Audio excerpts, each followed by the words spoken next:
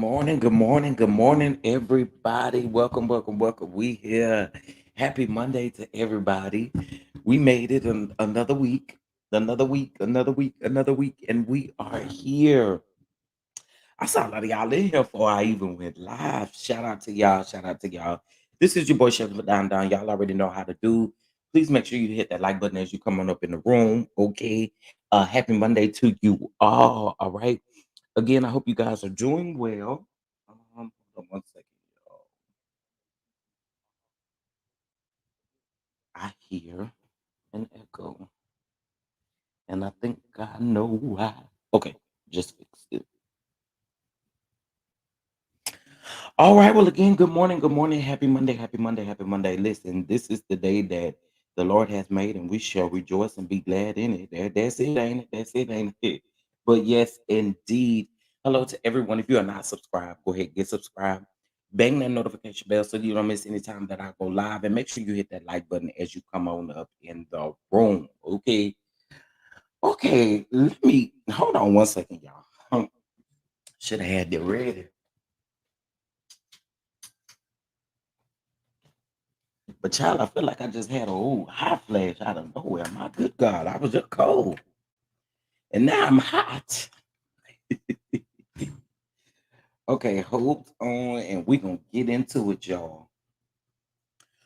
All right, well, again, today is Monday. I told you guys that I was gonna do a part two to us reading the court documents in which Bishop Whitehead was denied dismissal of these certain things based off of the warrant that was issued. There were warrants that were issued, and his attorney is trying to stop those. Now, I want to back up.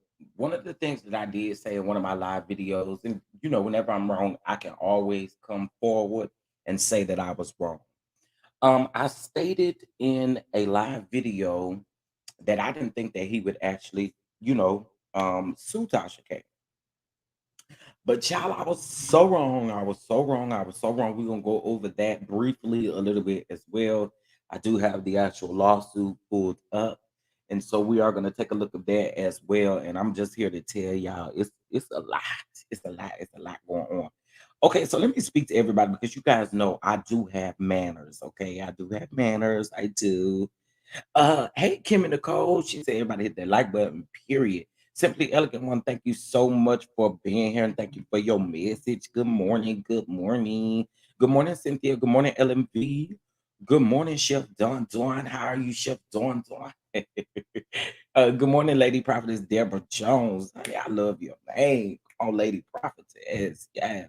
What's up, Patricia? How are you? Hey, Keto, what's going on? Hey, Raymel, how you feeling? How you feeling? VS Speaks Worldly, what's going on with you? How are you? Hey, Aunt Natty, what's going on, Aunt Natty? I saw you just a while ago. I was listening, so I didn't get a chance to respond. But good morning to you. Good morning, good morning, good morning. Let's see who else. Miss B. Laurel is here. What's going on? And Miss Caitlin Breeze is here. What's going on? Hey, Faith Speaks Life. What's going on with you? How are you? Okay, listen. So far, there are 36 people in the room. I'm pretty sure this is going to gradually increase. Can you guys please make sure you hit that like button and let everybody know we live because we got to talk, okay? We still have to talk.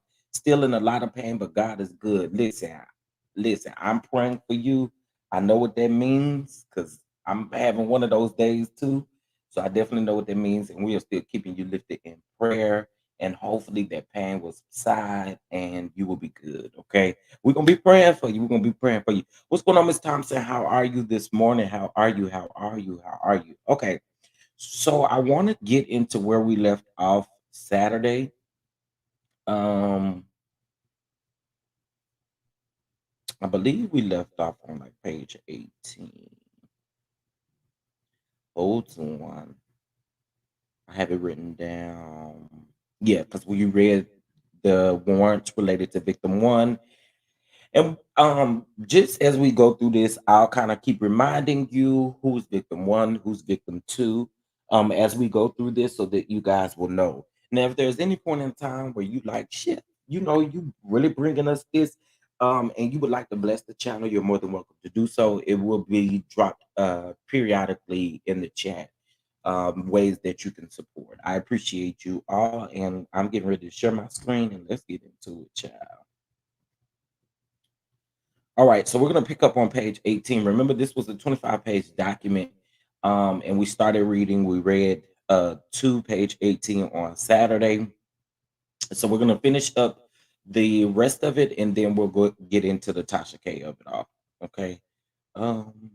Oh, I need to remove my thumbnail. Good morning, y'all. It's Monday, and I don't know if it's just me. I don't know what seems to be in the air, but listen, I'm grateful to be yet in the land of the living. It is just so much going on. Just this quick this morning, just so much going on. But again, I mean, I'm grateful to just be yet alive. The people, y'all better be grateful. Okay, y'all woke up this morning. God started you in. He put you in your right mind and started you on your way. So we ought to be grateful about it. Okay, it's just so much going on already, and we are only in the ninth hour of the morning, child. Anyway, let's get into it. But it is a lot going on. All right, here we go. Here we go. Here we go. Okay, so we're starting with the 3314. Okay, so just to kind of give you guys a background, this right here was opinions of attorneys and different things when they went to court. Okay, basically what he's doing is trying to his indictment. He was received with the indictment in December. Y'all know the superseding indictment where they added the charges about the home, then became a situation, right? Well, what they're trying to do was they were trying to get this particular piece of the indictment dismissed by stating that these warrants were not done in the right way, pretty much. So he's trying to get them to honestly dismiss this, and that's why all of the motions that he is submitting or that his attorney is submitting is coming back denied. Okay, because they feel like that they have probable cause in order to get these warrants served based off of things that he said. In other words, they're stating that he incriminated himself. Let's use one thing for instance. So he allegedly told Belmonte in a conversation that he had, and Belmonte is going to be labeled as victim two. He told Belmonte that he had pow pows down at the church. So they sent out a search warrant in order to go see what's going on down there at the church. You say you got pow pow. Mm-mm. Now you about to make us look. Now you about to make us find out what's really down there. What's you know what I'm saying? So that's pretty much what this is. If you missed part one, head back to the live that I did on Saturday. Was it Saturday? Yeah, because it wasn't yesterday. So Saturday. And it will give you perspective on everything. Um,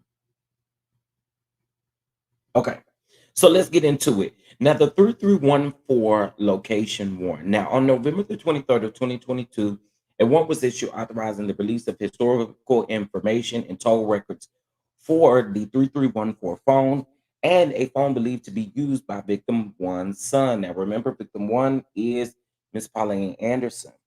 Now, the 3314, that's the phone location warrant that they're looking for. Now, let's just kind of go back just a little bit before I get into this next piece. Now, the 3314 phone was the very first phone that they confiscated based off of the warrant, right?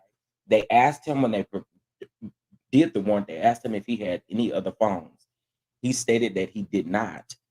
They needed to get into the Brooklyn church. Okay.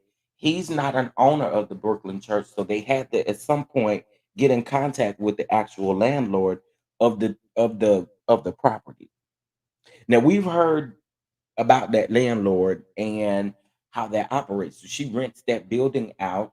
And I'm just gonna go ahead and assume that it's the same building in which the robbery took place. If that is the case, she rents that out, just like if you was renting a building for a baby shower or a birthday party, whatever the case may be, you're paying for it based on the hour, right? for 4 hours. You know what I'm saying. You get your deposit back if you clean up, that type of stuff. That's how that was. Okay, so just wanted to put preferences on that.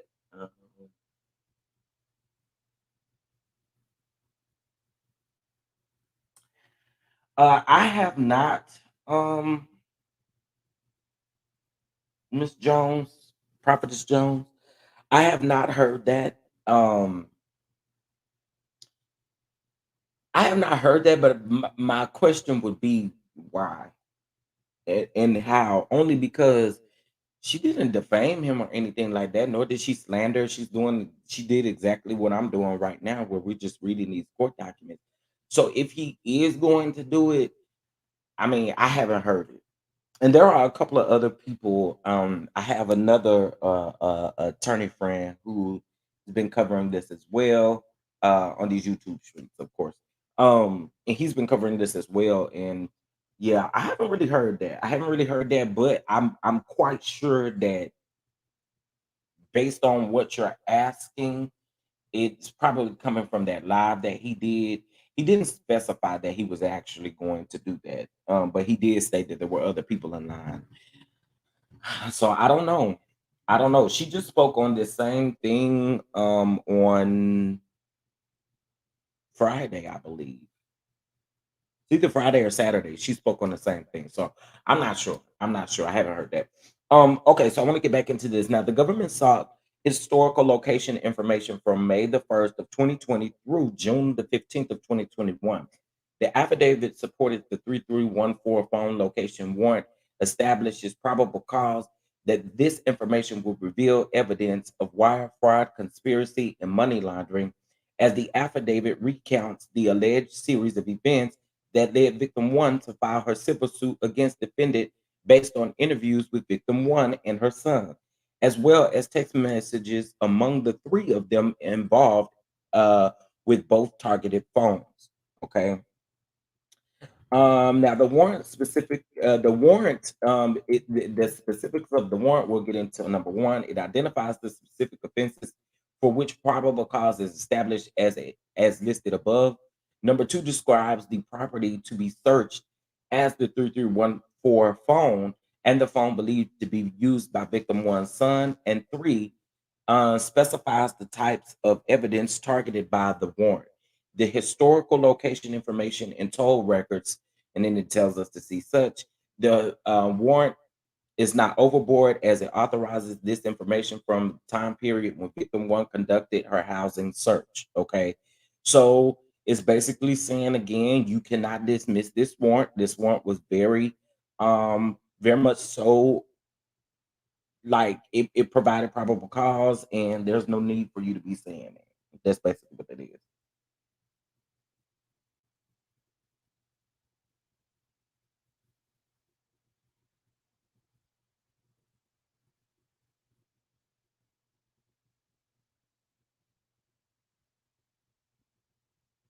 Okay, hold on. Um, he said that it's a lawsuit summer, so I'm sure he's going to sue Pam.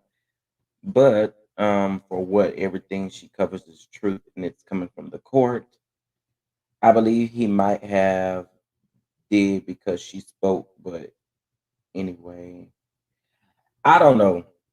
I don't know what his plans are, and really what he wants to do is silence people from really talking and telling what's really going on. But this stuff is public records.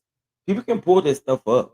And my thing is he is considering himself a public figure. This is what happens to public figures. Like I don't that part I'm not really sure I understand what the T is about it. Now there are certain things that like Tasha K have said and other people have said that just probably is way out of line or way off. And I can understand some of those situations, like that whole Foxy Brown thing. Like there are things like that that I can see. But sir, you really, I don't know, child. I don't know.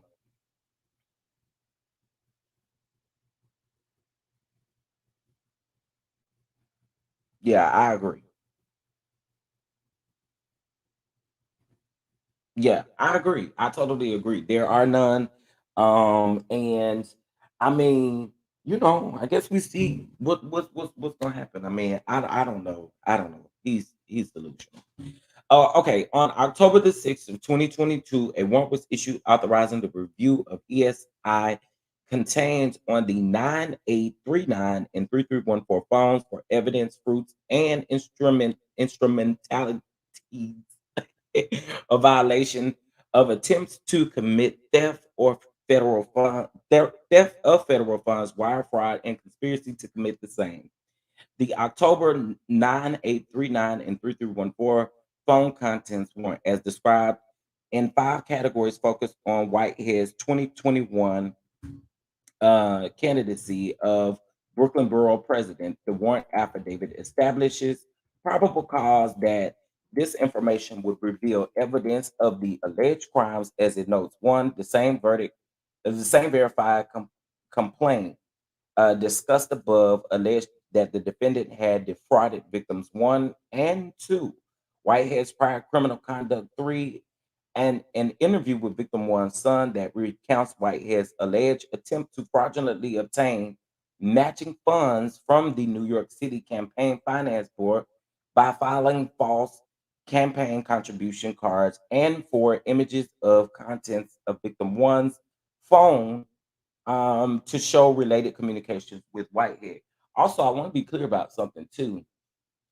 Now, we thought that Brian Ponder was. We gonna get into that. Oh, we gonna get into that. I promise we gonna get into that. We gonna talk about something that's real interesting in just a minute. Okay. Um, he probably wants to prevent her from doing a PPP series on him. Oh my! The lawsuits are his way of intimidating, bullying, and threatening people to back off of him. Absolutely, absolutely. Absolutely. Okay, so the warrant is is not overboard, pretty much, and here's are the steps in that particular warrant. It identifies the specific offenses for which probable cause is established as listed above. Two describes the property to be searched as 9839 and 3314 phones, and three specific types of evidence targeted by the ESI review of the iPhones based on the alleged crimes, including evidence of a scheme by Lamar Whitehead and others to obtain New York City funds based on false claims that he had received certain contributions in his 2021 campaign for the Democratic Party nominations for Brooklyn Borough President, and all communications or documents regarding the finances of Lamar Whitehead's 2021 campaign for Democratic Party nomination for Brooklyn Borough President. And then it tells you to see this. The warrant is not overboard, as none of the descriptions are broader than can be justified by the probable cause upon which the warrant is based. All I say for him, a good luck trying to stop all these things, because it just ain't it. Has he won any of the lawsuits? Because otherwise, he's just chatting. Um, Not that I know of. Not that I know of or that have seen. There's 88 people in the house. Can you guys please make sure you hit that like button, please, please, please? Now, this is the December home warrant.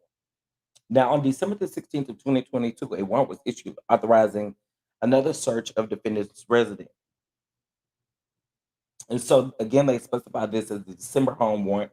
The December home warrant is supported by probable cause, as the supporting affidavit describes the uh, investigation into Whitehead's various alleged crimes up to this point, including his interactions with victim one and victim two, and notes Whitehead's submission of allegedly fraudulent application for a $250,000 business loan for Anointed Management Services LLC, as well as his use of two bank accounts to funnel victim one's $90,000 investment into paying for his personal expenses. Now, the December home warrant is not overboard. One, it identifies the specific offenses for which probable cause is established: wire fraud, attempted wire fraud, extortion, under color of official right, and money laundering. Two describes the property to be searched as Whitehead's New Jersey residence, and three specifies the types of evidence targeted by the search based on the alleged crimes, including financial records for Lamar Whitehead and any entity controlled by or associated with Lamar Whitehead, and electronic devices, including cell phones, laptops, and tablets owned or used by Lamar Whitehead. Okay. Um, Here and after the seized devices. Now, the warrant also authorizes the search of these devices for evidence of those alleged crimes, as described in the nine categories, including evidence of scheme by Lamar Whitehead and defraud victim number one, evidence of Lamar Whitehead's relationship, including nature, scope, and duration, with New York City officials. Mhm, and evidence regarding the identity of the owner of user of the seized devices at, at times relevant to the alleged crimes. Okay. So they're basically saying good luck with that one. Right. But and you know what the crazy thing is, Face Speaks Life. This is what the crazy thing is. Honestly, if you're gonna get us, you gotta get everybody. Get them white people that talk about you, because there are several white people on YouTube that talks about you. Not only that, there are several people on TikTok, several people on Instagram. Um, but what about like CNN and the New York Post and all of these articles that have been written by you? All you got to do is put your name in, and there are credible articles that literally have all of your information on it. So I'm not sure. I just don't get it. I don't get it. Do it to these white people. Do it to the people that really. I mean, these people talk about you, sir. I just don't get it. um. He has $55 to file a lawsuit on people, but he couldn't use the same $55 to start paying off PA her 90K at Chef Don Don. Now, hey, you talking with a little logic, you know what I'm saying? You talking with a little logic this morning. Uh, you talking with a little logic this morning, Miss Patricia. Okay, so good faith exception. Even if the warrants were defective, the good faith exception would apply to each of them because the agents executing the warrants acted with an objectively reasonable good faith belief that their conducts were lawful. The nexus of the facts is each case justified searches of Whitehead's personal phones, person, person, phones, residence, and alleged church. Okay. And I think the reason why they have to put alleged church is because he don't own the church. That would be my guess. But that is why he has had so many lawyers. He has not one consistent lawyer working with him. Oh, but Miss Thompson, oh, we gonna get into it because I found something out earlier that was like, wow. Okay, and kind of over the weekend, I was a little shook it because I was trying to. We gonna get into it. But it's some tea for sure. Now there is no evidence of the issuing of judges were knowingly misled or that they wholly abandoned their jurisdiction or judicial roles. Now, as discussed above, the supporting affidavits establish probable cause for the warrants, and none of them is so factually deficient. Basically, they're saying again that we have every right. Now, defendant urges that certain that the, the certain of the warrant applications unreasonably rely on information from victim two, pointing to victim two's suggestion to the FBI agent that victim two started a fraudulent company. However, as sir, What?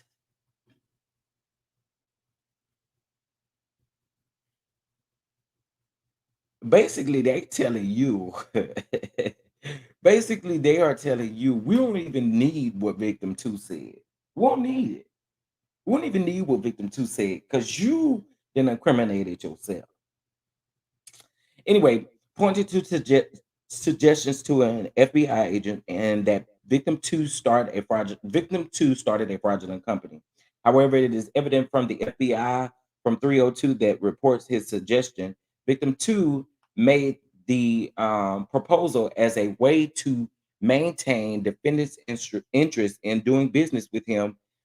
Now, what I tell y'all, I've been telling y'all this whole time that Belmonte and Whitehead really thought that they had each other, but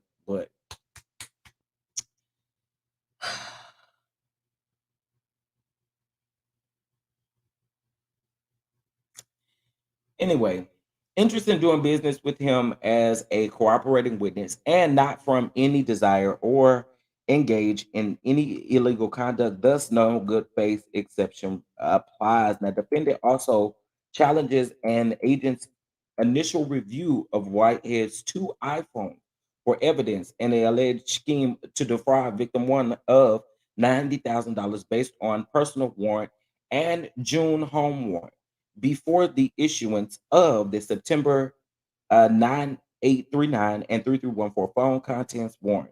A footnote in the supporting affidavit of the September 9839 and 3314 phone contents explained that the agent had begun reviewing Whitehead's two iPhones for evidence of the allegations in victim one's civil complaint, which the agent believed um, under the previous issued warrant. Nevertheless, the footnote states that the case team was applying for the September 9839 and 3314 phone contents warrant, which focused on Whitehead's alleged scheme to defraud victim one out of abundance of caution. Okay. It goes on to also say that the defendant challenges failed because both the personal warrant and the June home warrant authorized the search of the devices for evidence concerning real estate investments or transactions, whether or not completed, and the evidence concerning the finances of Lamar Whitehead and the entity that Whitehead owns, manages, operates, or invests in, or both. Now, both warrants authorize these searches in relation to the crime of wire fraud, which is relevant to the alleged scheme involving victim one and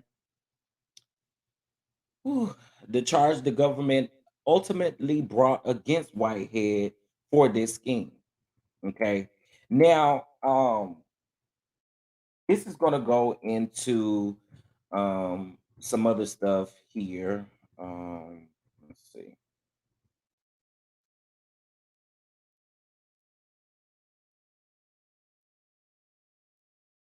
Okay, so I'm gonna go down here to the conclusion because that other stuff, honey. Good morning, everybody just coming in. Good morning. Please hit that like button. Please, please, please. What's up, the real Brian? I can wait till Law and Order do an episode on Whitehead. Somebody was saying it the other day that they felt like they were gonna happen. Can we have him charged with recklessly? Child, I listen. Okay. All right. Now, conclusion for the foregoing reasons, defendant's motion to suppress of statements made to law enforcement, suppressing of evidence gathered from non-search warrants and hearing regarding the credibility of victim two of the warrants affidavits are denied.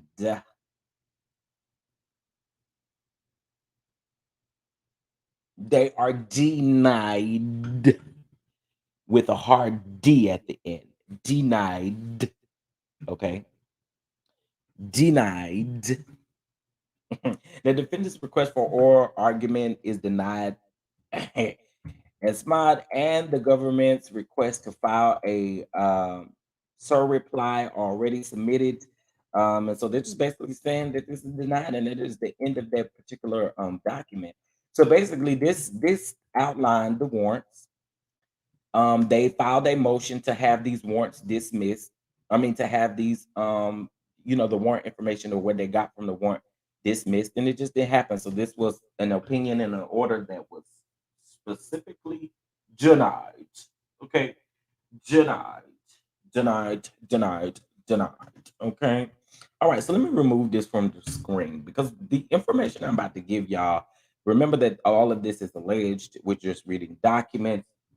And here's what I'll say in regards to this information I'm about to give y'all now.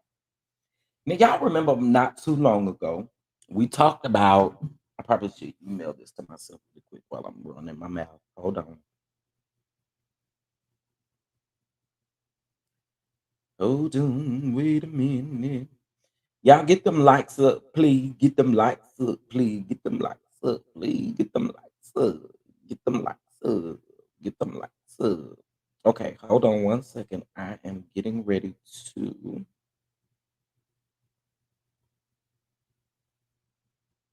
send this to myself so y'all can see what's about to take place.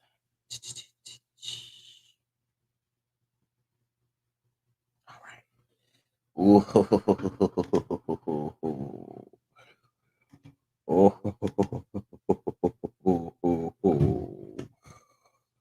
Wait a minute. Okay, there you go. I'm about to say.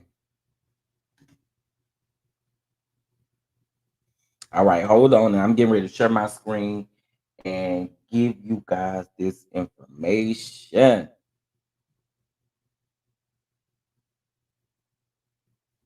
Okay, wait. Is this all of his stuff? It is, but I need to go back to search results. New search. Okay. So I told you guys that all of this stuff is like public records, right? And look by the party's name. Lamar. Last name Whitehead.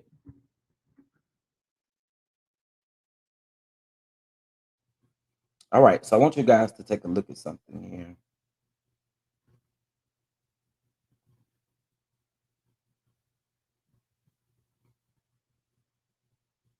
I don't know if you guys can see this. Let me know if y'all can see this. Let me know if I need to make it bigger.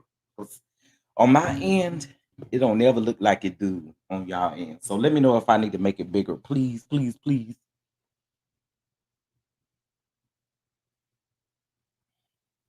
And while we're waiting, y'all, again, if you are feeling so inclined to, please go ahead and make sure you like the video. I mean, it's a free way of supporting the channel, but if you'd like to monetarily donate to the channel, it will be dropped in the comment section as we go along. Okay, make it bigger.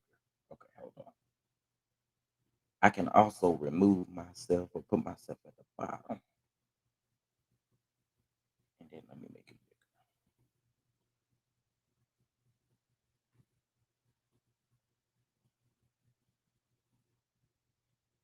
Okay, how's that? I don't even know if it's getting bigger, but how's that? Oh, okay. Now I can see it on my end real good. Can y'all see it? Let me know.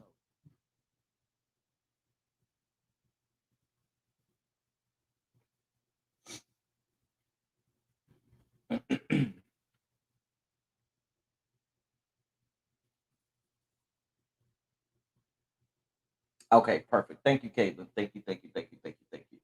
Okay, so let's get into it. Let's get into it. All right.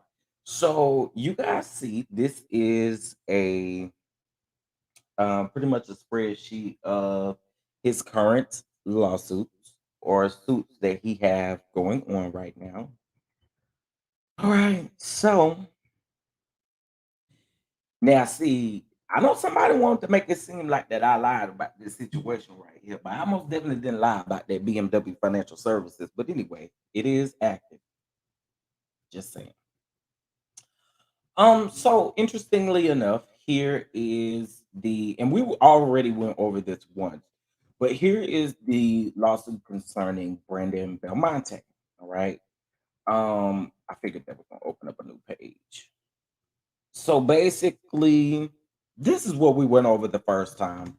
It's exactly what we went over the first time. There has been no changes to this at all. However, this says that plaintiff Lamar Whitehead is an individual and presiding pastor of Leaders of Tomorrow International Ministries in Brooklyn, New York. Defendant Brandon Belmonte, a defendant, or Mr. Belmonte is an individual.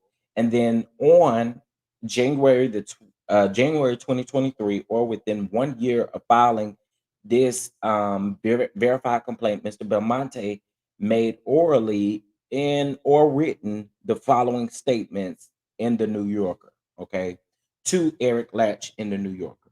All right.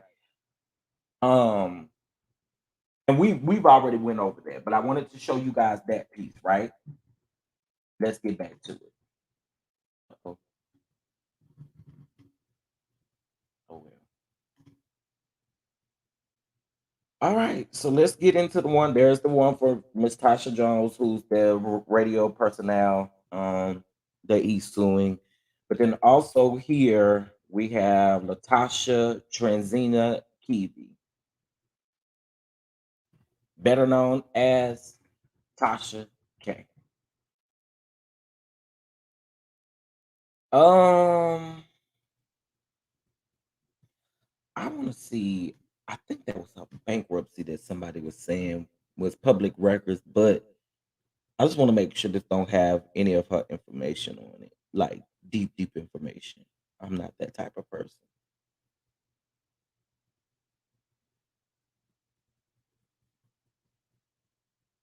Okay, hold on, y'all. I just want to make sure that I'm moving right in this. All right.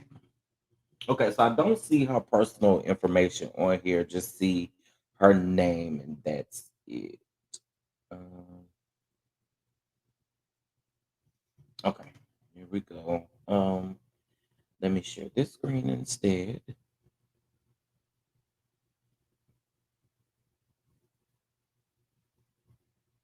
Oh, hold on, yeah. Okay, here we go. I'm gonna exit this one, hold on, and I'm gonna stop presenting this screen and present another one.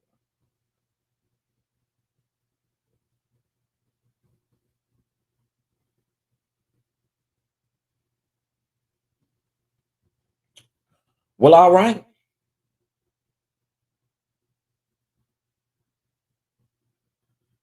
Can you guys see that?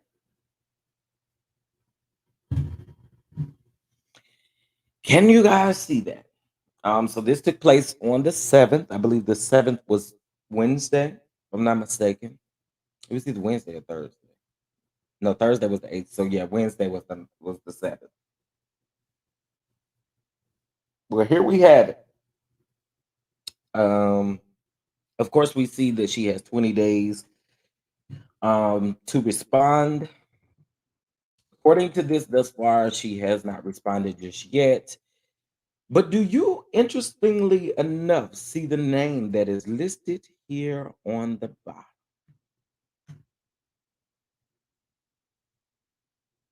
Do y'all see that? Do y'all see that? Do you see that name there at the bottom?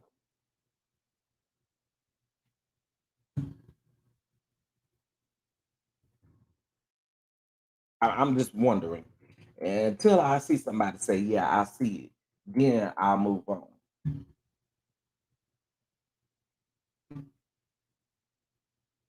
But if anybody can see what I see, if anybody can see what I see, let me know. If anybody can see what I see, I want y'all to let me know. Mm, mm.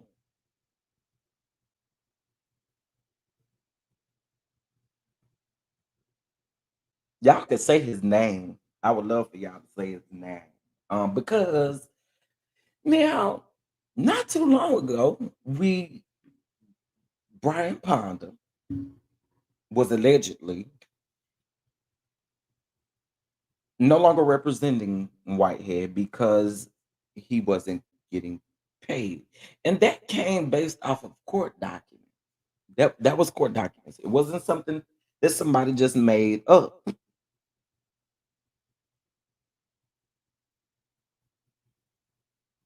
It wasn't something that somebody just made up.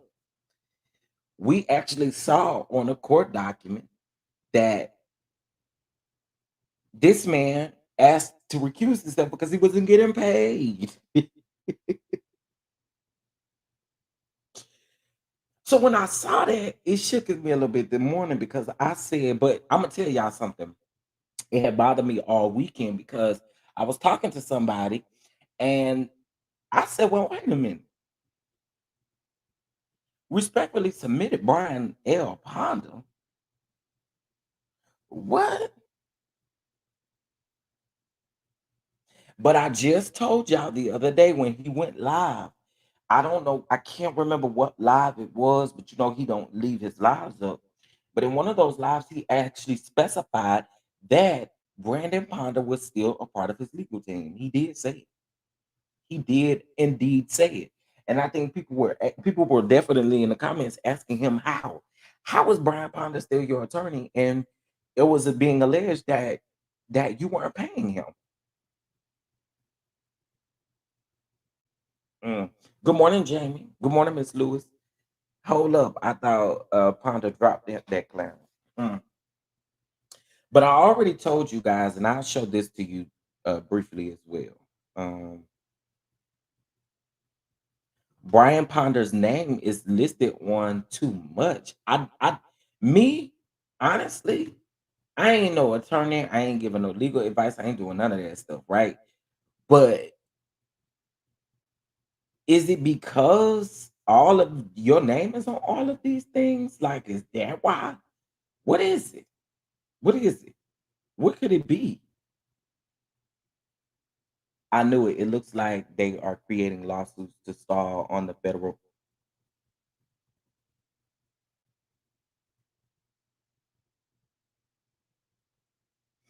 Mm, mm, mm.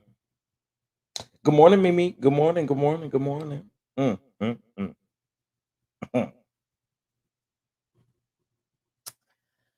I don't know. I'm gonna have to do some more research on this to kind of figure out how this is still possible. But I told you guys one of the things that I found interesting, even when it was said that he could have possibly, no longer wanted to represent him. I told you guys then this man's name is on way too much stuff when it comes to this man, right? Too many court cases that this man has signed off on. Too many legal cases that this man has signed on to just say, "Oh, I'm throwing up my hands because I wasn't getting paid." Something up, something up, something is definitely up. But when I heard Whitehead say that Brian Ponder was still a part of his legal team, a light bulb definitely went off in my head, and I said, "You know what? I'm just to check and see when was the last time Brian Ponder's name was listed on any of his cases." I happened to go search. I found Latasha Kebe in the in her business, and I saw that his name was listed there, and I said, "Wow, wow." But if I go back, let's see. Most of these are done by Brian Ponder. So the list of what I showed you, a natty, mm, mm. mhm. Actually, I didn't show you guys the full list, so let me show you guys the full list. Uh, okay, I'm gonna stop sharing this one and share um this.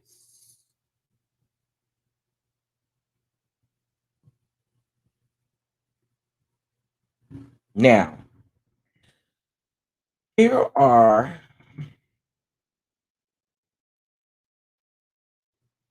I was hoping it was gonna let us do by attorney name. But I don't see the other attorney sign on anything or anything like that. Okay, so here are the latest lawsuits. 6/7/23, Lamar Whitehead versus Latasha Transina Kibi. Wait a minute. Transina is Latasha's middle name? Oh my word. Ooh wee.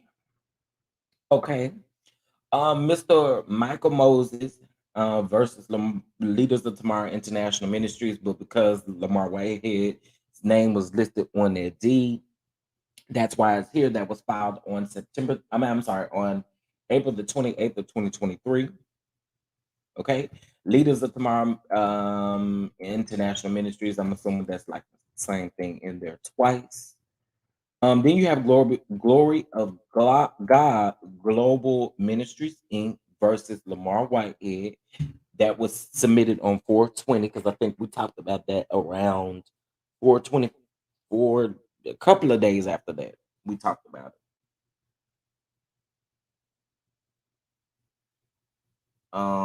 Okay, let's see. Then you have, I told you guys that I found this one to be a little something, but the No Limits body shop is what Brandon Belmonte owns. That's the body shop that Brandon Belmonte owns. Okay. Then you see the Tarsha Nicole Jones, which is the radio personnel that was put in last year, November the 7th of 2022. Then BMW Financial Services, so Lamar Whitehead versus BMW Financial Services. Now, I'm assuming if you see his name first, that means he's suing them. Um, and I've already explained what the BMW Financial Services is. He basically was upset with them people because they reported late payments and stuff to his credit report. Um, then you see this right here. They are suing him, the Brico LLC. It looks like they are suing him right there for a commercial contract. That was on September the 23rd of 2022. Um, disposed, but he was suing someone else. Now there goes the King Jobs lawsuit right there. Okay. Um, I think this is gonna open up a different one. No, it didn't.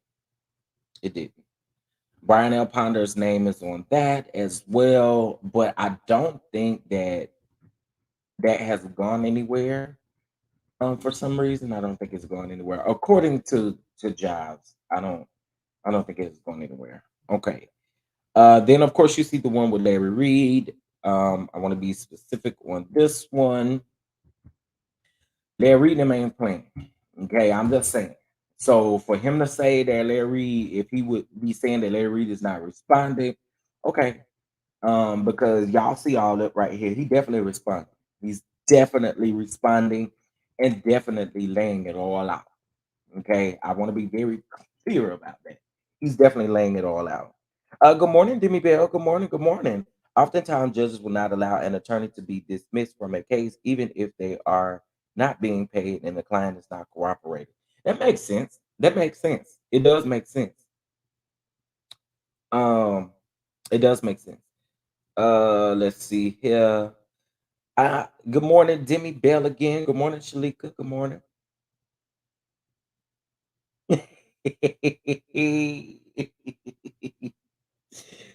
Tracy, I just left the morning meeting and I missed everything.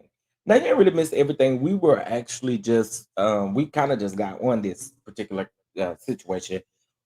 Um, in the earlier part of the live, we discussed Belmont. I mean, we discussed the issue that he has with his motions being denied for the warrants that were issued. But I'm wanting to point this out here. It looks like, honey, I'm gonna have to do some research on this Larry Reed one.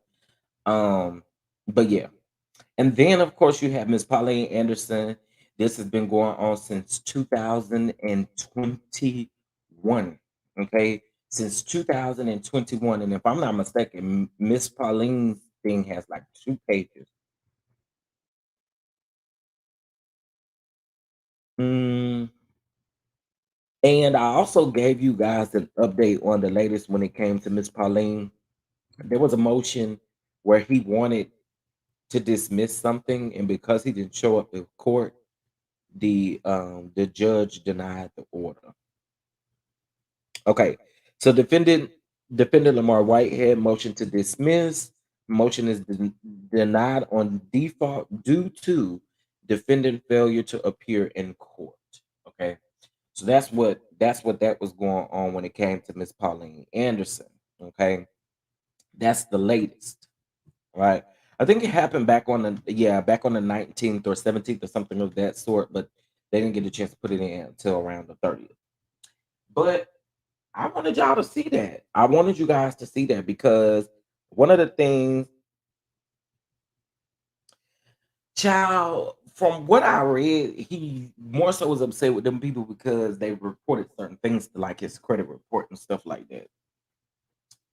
Um, Payments and all kind of stuff. Now that No Limits Auto Body Repair, he has an issue with the way that they repaired the vehicle. It's just it's always something. Always something. It's always something. Listen, if you guys are enjoying this content, please make sure you hit the like button. Even if you're not, still hit the like button. And if you'd like to bless the channel, it'll be scrolling across the bottom of the screen. Okay, it'll be scrolling across the bottom of the screen. All right, so I'm getting back into Tasha's lawsuit here really quick. Um, oh, it's not scrolling across the bottom of the screen. There it is. Okay, so I'm gonna go back here and we're gonna go to Tasha K's um, lawsuit.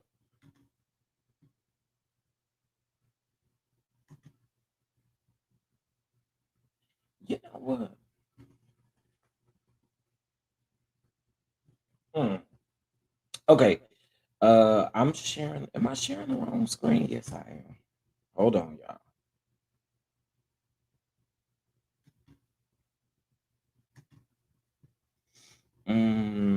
Stop sharing screen and let's share the new screen.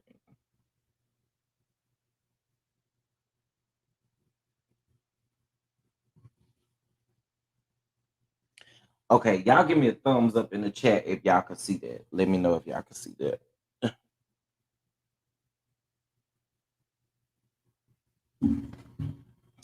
Give me a thumbs up in the chat if you can see that. If you can see that.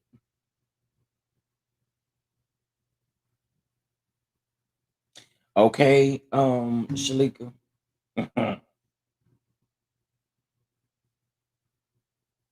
It should be, yep, I remove B makes my bottom itch. Y'all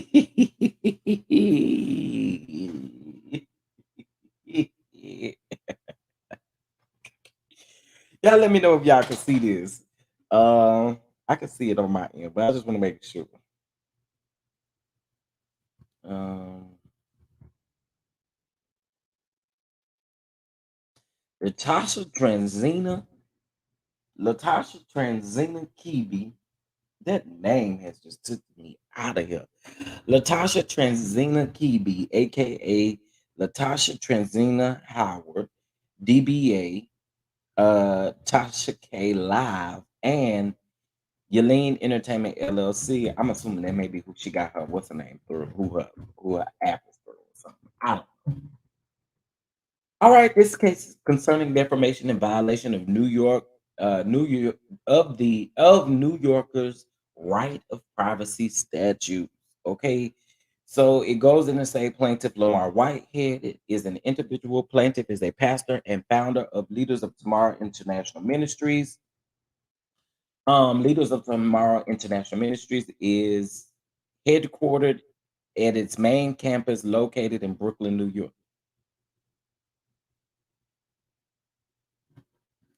Wait a minute, what? Wait a minute. Wait a minute. Wait a minute. Wait a minute. Wait a minute. Wait a minute. Wait a minute. Wait a minute. Wait a minute. Wait a minute. wait a minute. What? Wait. Plaintiff is a pastor and founder of Leaders of Tomorrow International Ministries, Inc. Leaders of Tomorrow International Ministries, Inc. is headquartered on its main campus located in Brooklyn, New York. What?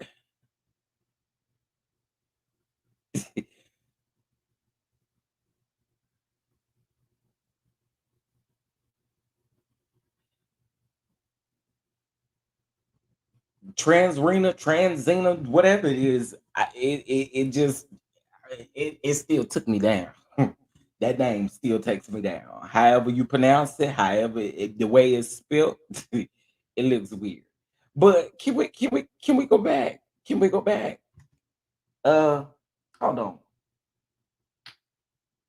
Let me. I got to read that one more time. I had to read that one more time. Plaintiff is pastor and founder of Leaders of Tomorrow International Ministries, Inc. Leaders of Tomorrow International Ministries is headquartered on its main campus located in Brooklyn, New York. Not like we talking about his church, like he got Potter's house locations or something like that. Sir.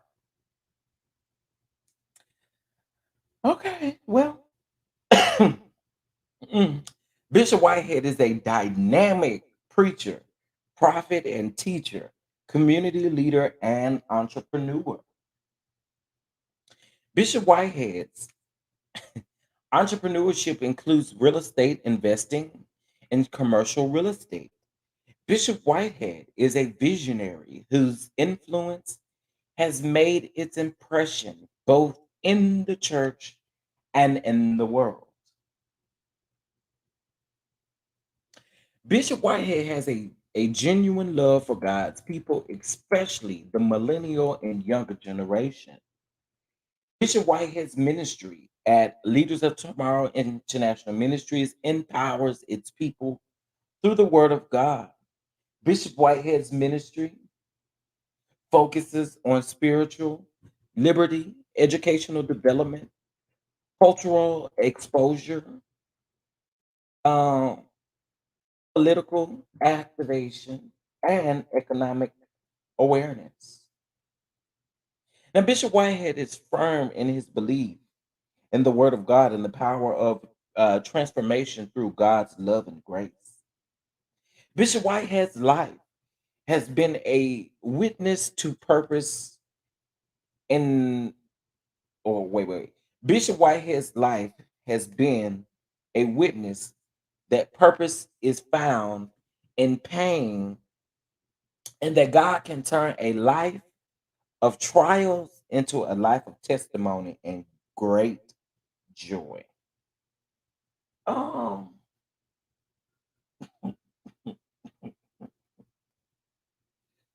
oh,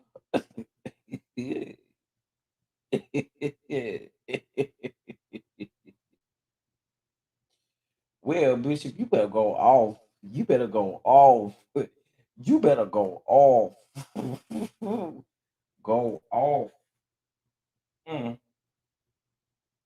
I'm sure he didn't. I'm sure Ponder wrote this. I would be quite sure that Ponder wrote this and not necessarily him.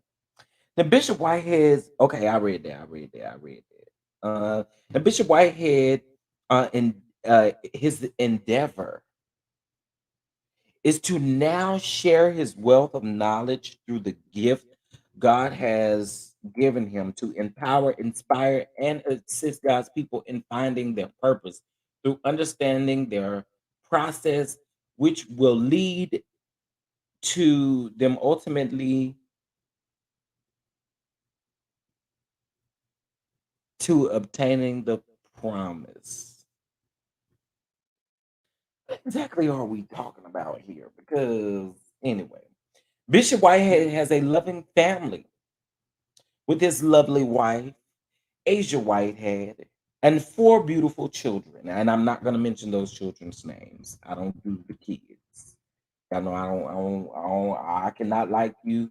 I don't talk about the kids. All right. Now, defendant Transrena, whatever. Latasha Transrena Kibi, aka Latasha Transrena Howard, aka Tasha K Live. Okay. Let's get into this piece. Now, defendant Latasha Transrena Kibi, aka Latasha. I'm just gonna call her Tasha K. Anyway, Tasha K is a media personality, blogger, and YouTuber. Tasha K earns a living from the advertising ad income from her various media outlets. Tasha K came into her scandals engaged content on her YouTube channel, Unwind with Tasha K, and it actually gives the YouTube channel link. Okay.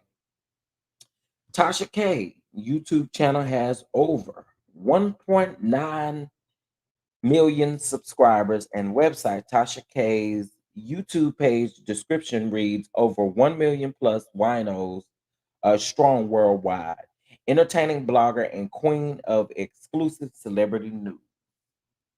Okay, that's what Tasha K says she is. Hey Leela, what's going on?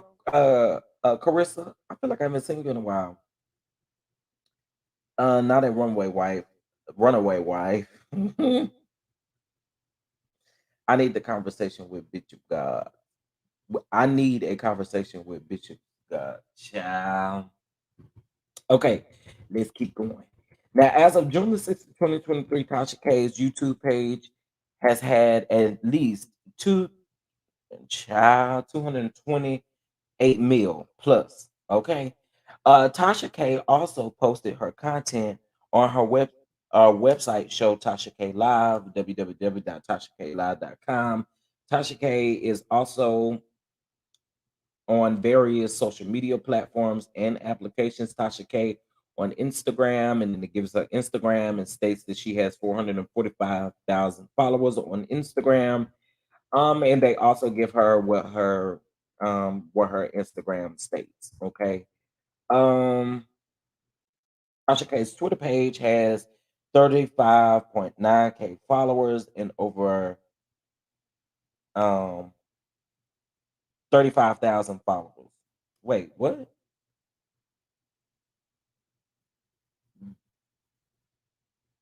Oh, okay, I get it. I get it. I get it. I got it. I got it. Because Twitter will actually say it won't say the full number. It'll just give you the 35.9. Okay, makes sense. Because I was like, wait, what? Okay, so Tasha K on her Twitter page solicits for advertisers and reads as follows. Okay, and of course all that information is there. I'm not gonna show y'all all of that. If y'all want to look that up, y'all can because that does give her address, and I ain't trying to do that. Um, so this basically says what Tasha K does, but I want to get into briefly some of the things that she stated.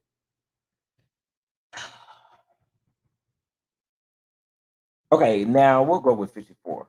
Upon information and belief, on or about late May 2023, Tasha K targeted Bishop Whitehead and malicious began making false and injurious statements regarding Bishop Whitehead on her website, Tasha K Live, social media, including but not limited to YouTube and Instagram. So they're basically saying that, girl, we can get you from that app, even if it ain't public. Uh, well, it said that he do real estate. In the opening thing, it stated that he did real estate as well, child. And Facebook and the other social and other media applications under the titles Tasha K Live or Unwind with Tasha K. All right. Now, upon information and belief on or about late May 2023, yeah, is it Yaleen Entertainment via Tasha K targeted Bishop Whitehead and maliciously began making false and injurious statements regarding her. Okay, I read that part.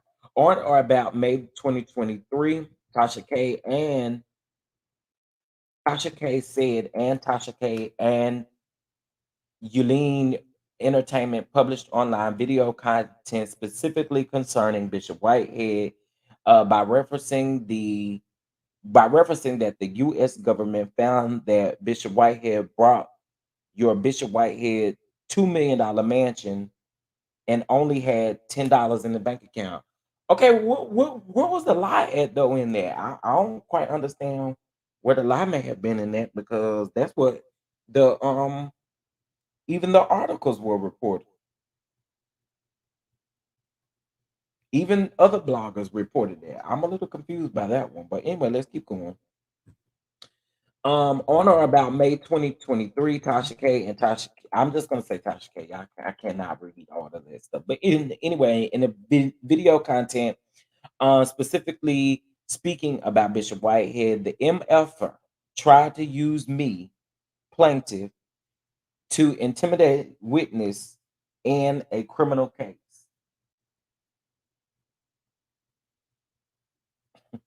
On or about May 2023, Tasha K in the video content says that Foxy Inga Brown was his hold up, hold up, hold up, hold up, hold up, hold up, hold up, hold up. I need to change this him because I don't want to be reading this and then you be saying I'm saying it now. I'm reading it. Okay. Foxy Brown was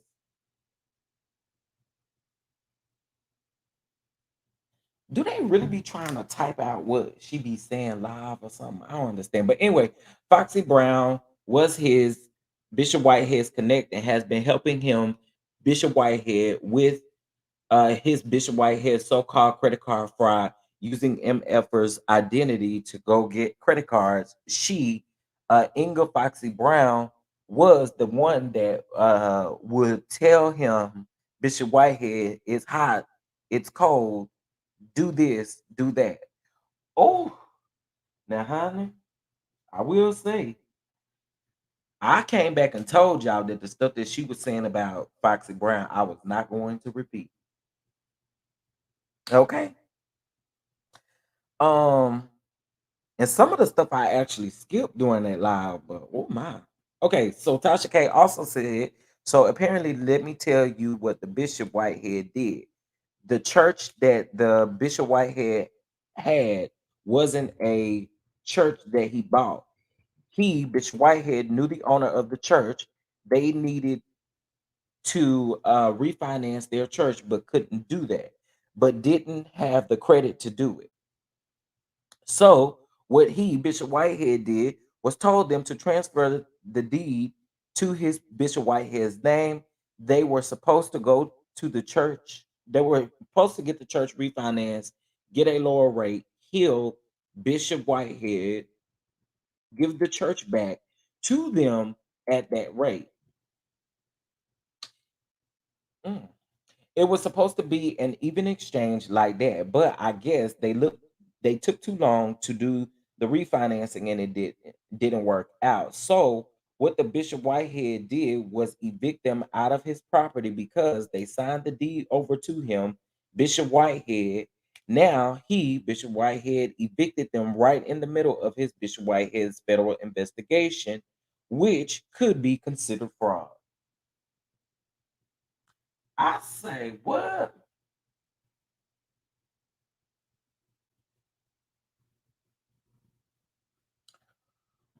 Oh, all right. So on or about May 2023, also said in the video, the effing United States Justice Department is going to get a gag order on him, Bishop Whitehead. So he, Bishop Whitehead, can't talk about a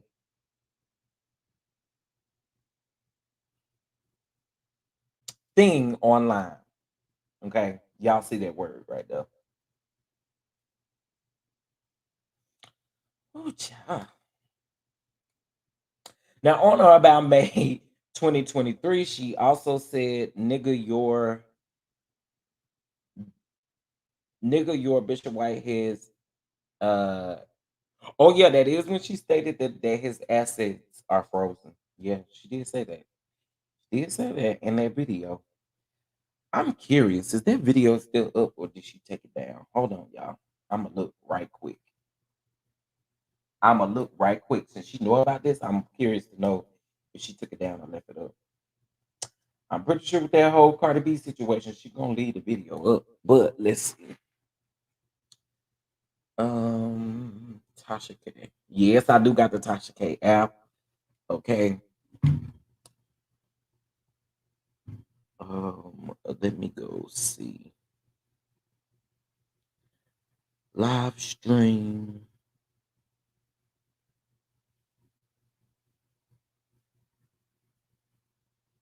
Yeah, the video is still up. Cause yep, the video is still up. Uh, and clear,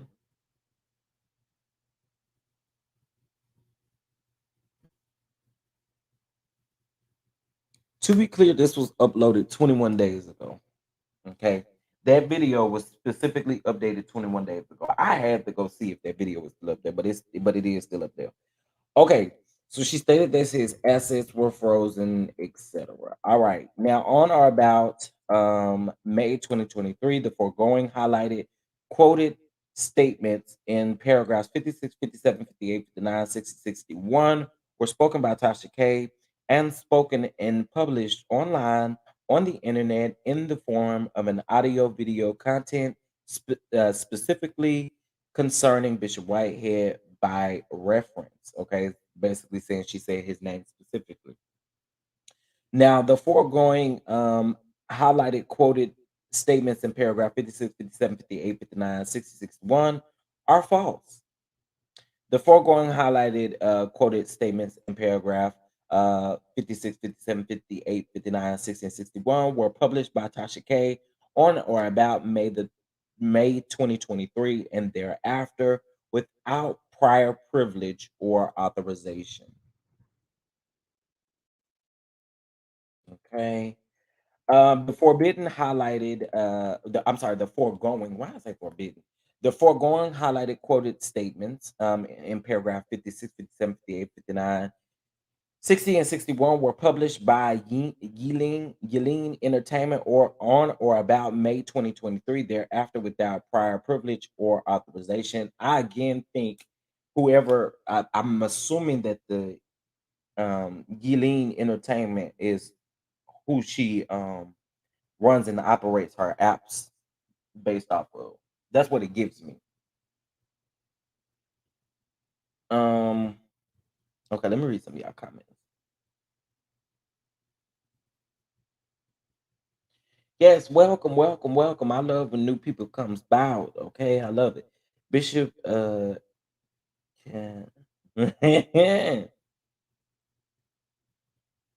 Sharonda, is that how you say your name? Sharonda, welcome, welcome, welcome, Sharonda, welcome. We are glad to have you. We are glad to have you. Okay, so let me keep going.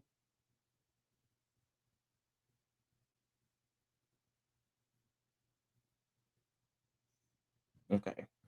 So y'all got the and what she said. Now, from what I understand, see, y'all see there's a lot of listed things here in regards to this, but it's also referring back to the things that she said, stating that they were not true, that they are not fair, and such, right? Um, so here's an interesting one. Tasha K and Geen Entertainment are jointly and severally liable to Bishop Whitehead for defamation, slander, for Tasha K speaking and Tasha K and Yin Entertainment publishing and or about on or about May 2023. So again, that's who I think she must have her app through or whatever. Okay. So it goes on to say that in this, she stated that the US government found that you, Bishop Whitehead, brought your Bishop Whitehead $2 million mansion with only $10 in the bank. Okay. Again, they're stating, I guess, that that was incorrect information based off of the way that they put it in here. I can see where they may say that didn't line up with what everybody else was saying.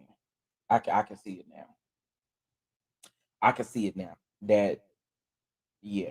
Eh. Anyway, Tasha K goes on to say, okay, so this really kind of um outlines again what she's saying, and I think it does it so for Tasha K and then for her app or whoever's running the app, the Yeleen or whatever the case may be. But I wanted to get into witness intimidation is a crime. So they're letting you know that all of this stuff is a crime in these particular states. Um,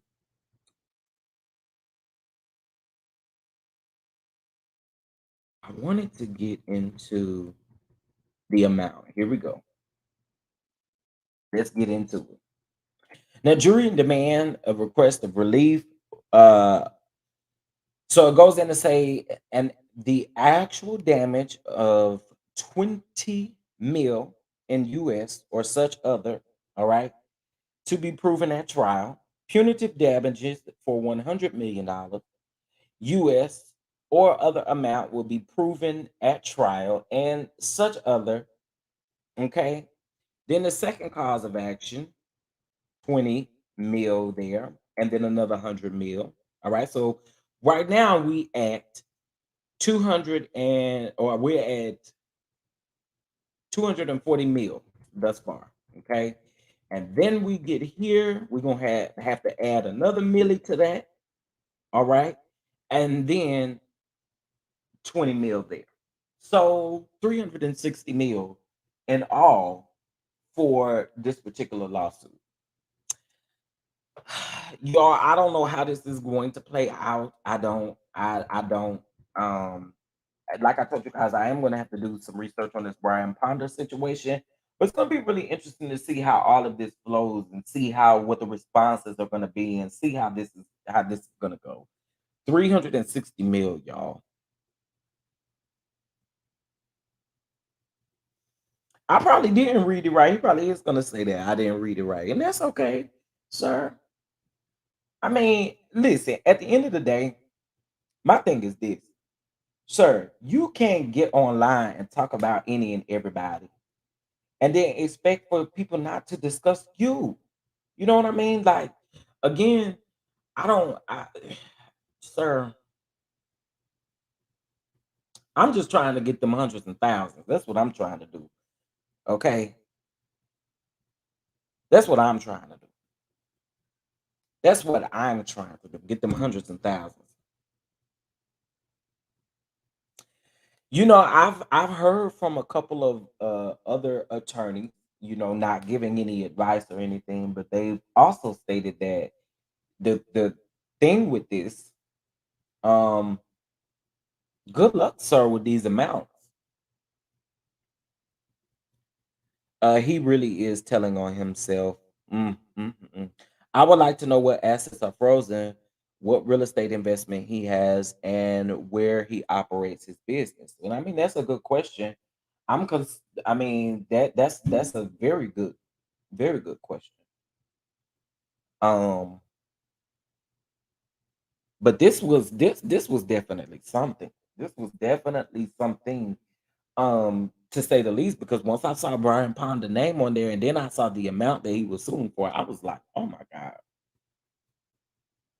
that's a lot. That is a lot. A lot, a lot, a lot. Um yeah, what is wrong with the people on the internet today? Everybody wanna go crazy today. And I don't care about y'all not child. I don't know what it is. What is it? What is it? Are y'all upset because it's Pride Month? Is that why y'all mad? I really want to know. Is that why y'all mad? Because these slugs and shots y'all be throwing on YouTube and Instagram is so funny to me. Um, you talking about gay people don't do what y'all think it do. It don't do what y'all think it do. And then every time you say something, I'm gonna say Happy Pride Month, even if it ain't Pride Month. Happy Pride Month. Y'all be acting like I stole y'all niggas or something. I don't know what y'all thinking. But y'all didn't take that energy on somewhere else, yo. If you don't like me or my lifestyle, you don't like what I'm doing, then just leave. Just exit the stage left. But y'all got so much hatred in y'all spirits and in y'all souls. My God, just hate. Just just spewing hate. We know the courts put that building in Connecticut in holding. Mm. Well, I've also heard from a couple of people too that stated that this most recent bankruptcy that Tasha K filed won't help her with this particular situation. But again, I'm curious to know what Tasha K's response is going to be. I'm definitely interested in that, knowing what her response to this particular lawsuit is going to be. But I had already told you guys that she had, in that one particular live that I listened to, there were some things that I even told you guys once I reviewed or talked about it that I wouldn't repeat. That was one of the things. I'm not repeating nothing about no, I don't know none of that stuff to be true, ma'am. So I don't know. I don't know. But this all stems from one simple thing, right? Y'all attempted to take one person down. And again, I keep saying this. Whitehead thought he had a friend in Tasha K. Tasha K knew all along what her intentions were. Okay. You just didn't get a chance to pick up on her intentions. But all along, she knew what her intentions were. She knew how she was going to walk into this situation when she got ready to interview that guy. She knew exactly what she wanted to do. She knew what she was doing, right? But here's my thing. I want you to stop bringing that up if you are not going to help that young man either. We have not heard nothing else about that young man. And for him to say, "Well, you didn't care about him because where is he now?" Well, can we say the same thing about you? Because you were the one that provided the documentations to Tasha K, according to Tasha K, and according to that picture. If you provided those court documents when it came to the whole Larry situation, my issue again is you thought you had a friend indeed. You did. You really did. And both of y'all's intentions were not pure. I mean that when I say that because if we're gonna really truly understand a victim of such a thing that they tried to put on Larry Reed, if we are gonna accuse someone of that, that's like serious, right? And so if we really care about that person, and you are gonna do whatever it takes to make sure that person is good. But I haven't seen neither one of you do that. So I'm trying to figure out how you keep saying that she don't care nothing about that man. You don't either. That's just facts. Y'all both really tried to do something. Y'all tried to take someone down, and it just didn't work out as planned.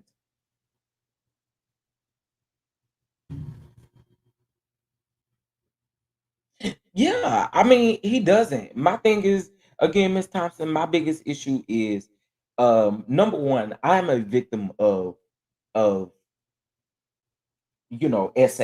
Okay. And one thing I'm not about to do is play with somebody's story in a sense to where I really don't care about that person.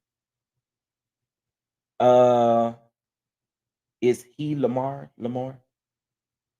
Who? Oh, I think Brandon's middle name. Is that what you asked me, Miss Linda? Is Brandon's middle name Lamar? I think his middle name is Lamar.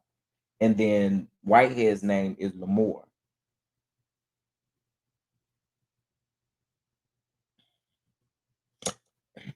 But yeah, back to what I was saying, like, there was a lot of people, and I'll kind of elaborate on this. The crazy thing is there were so many people who I saw touching that Larry Reid story, touching the story when it had to do with the bishop and Larry. And my thing was this: when it got to now, we got to use a victim or someone that we see as a victim of SA to come at that man, that was absolutely crazy to me. I just don't get it. But you guys never had that man's best interest at heart. Y'all was just looking for another story. And unfortunately, I mean that when I say that because again, if you really cared about the victim, where is he at now? Where is he at?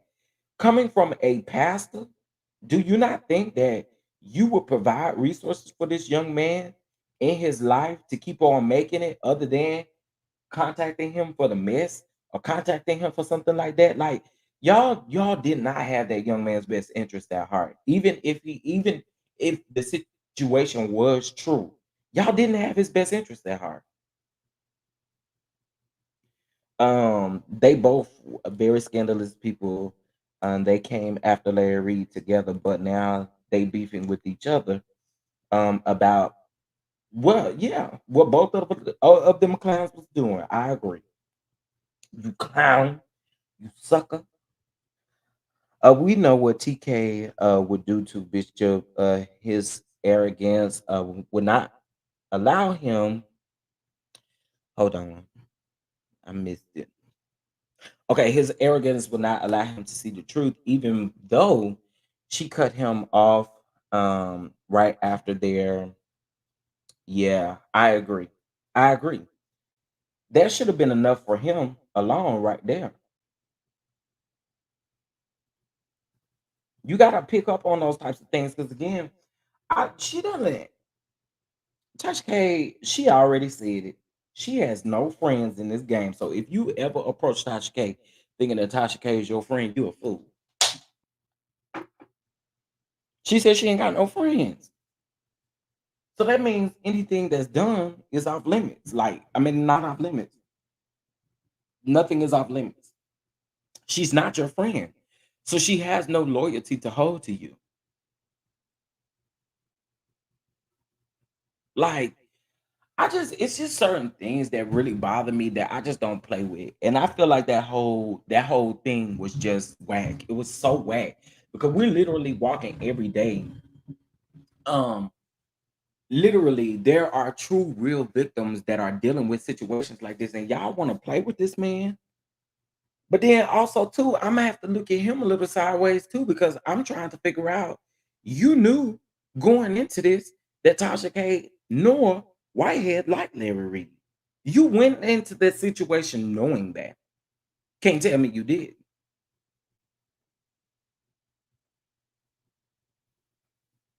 You went in that situation. Soon as you sat down on a sofa chair or whatever, I didn't even look at I didn't even have Tasha K's app back then. But however it was done, I'm looking at you just a little sideways too, because you were the one that sat down in the company of someone that you're wanting to tell a story on that we know you just don't like and they don't like either. So it does make me side eye you. I'm sorry. Could he still be a victim of something? It could be. But the way they went about doing it would have never gotten to the real truth. The way they did it would it just wasn't it. It wasn't it. I didn't like that. I did not like that whatsoever.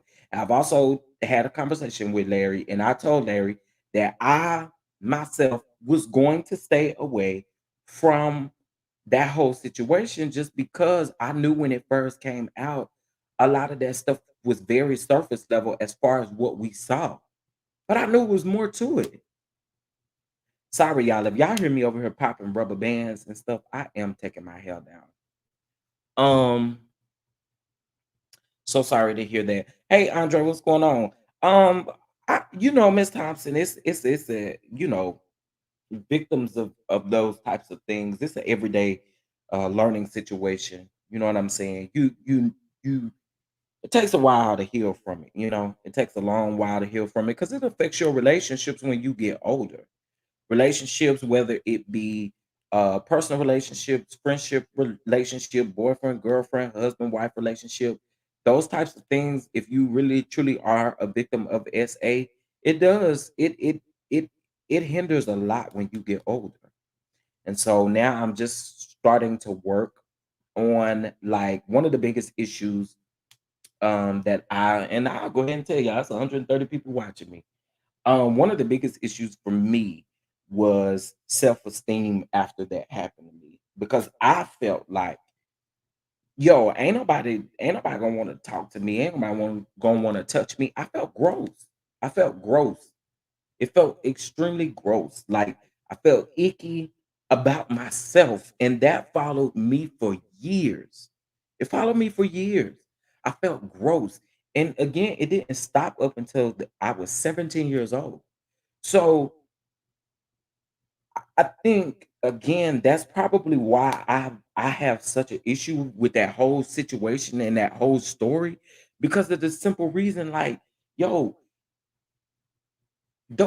those things are not easy to deal with. And I'm gonna look at you sideways because I'm trying to figure out, is it that you want people to feel bad for the situation, or are you trying to really bring awareness to what happened to you? And I don't get that from him.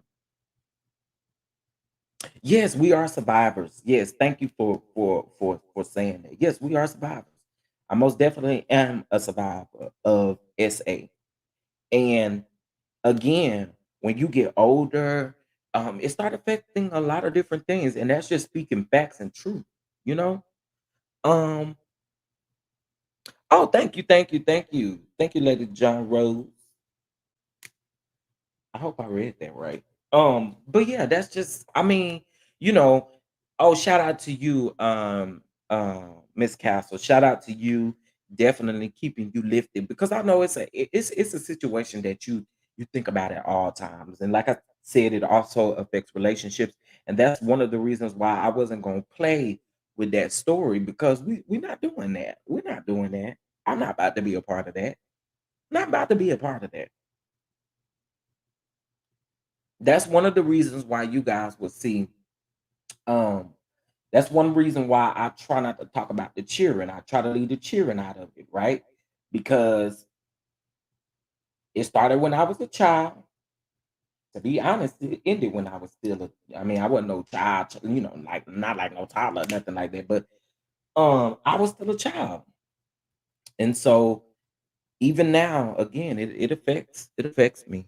So sorry that happened to you because I know the same feeling. As your thunder, we care about you. Oh, thank you, Patricia. I appreciate it. I appreciate it. Again, it's something that you eventually feel comfortable making sure that people know exactly what's going on and being real about the situation. Because I realized the more that I held that in, the more that my insecurities were coming out, the more of my insecurities were starting to come out, and I would be angry. And now I think that that's why I can call out when someone is projecting their insecurities on another person. Now I know what that looks like because I used to do it. Did y'all hear me? I used to project my insecurities on other people. And it could be other people that I love, but I was projecting those insecurities. And so now I can see people doing that.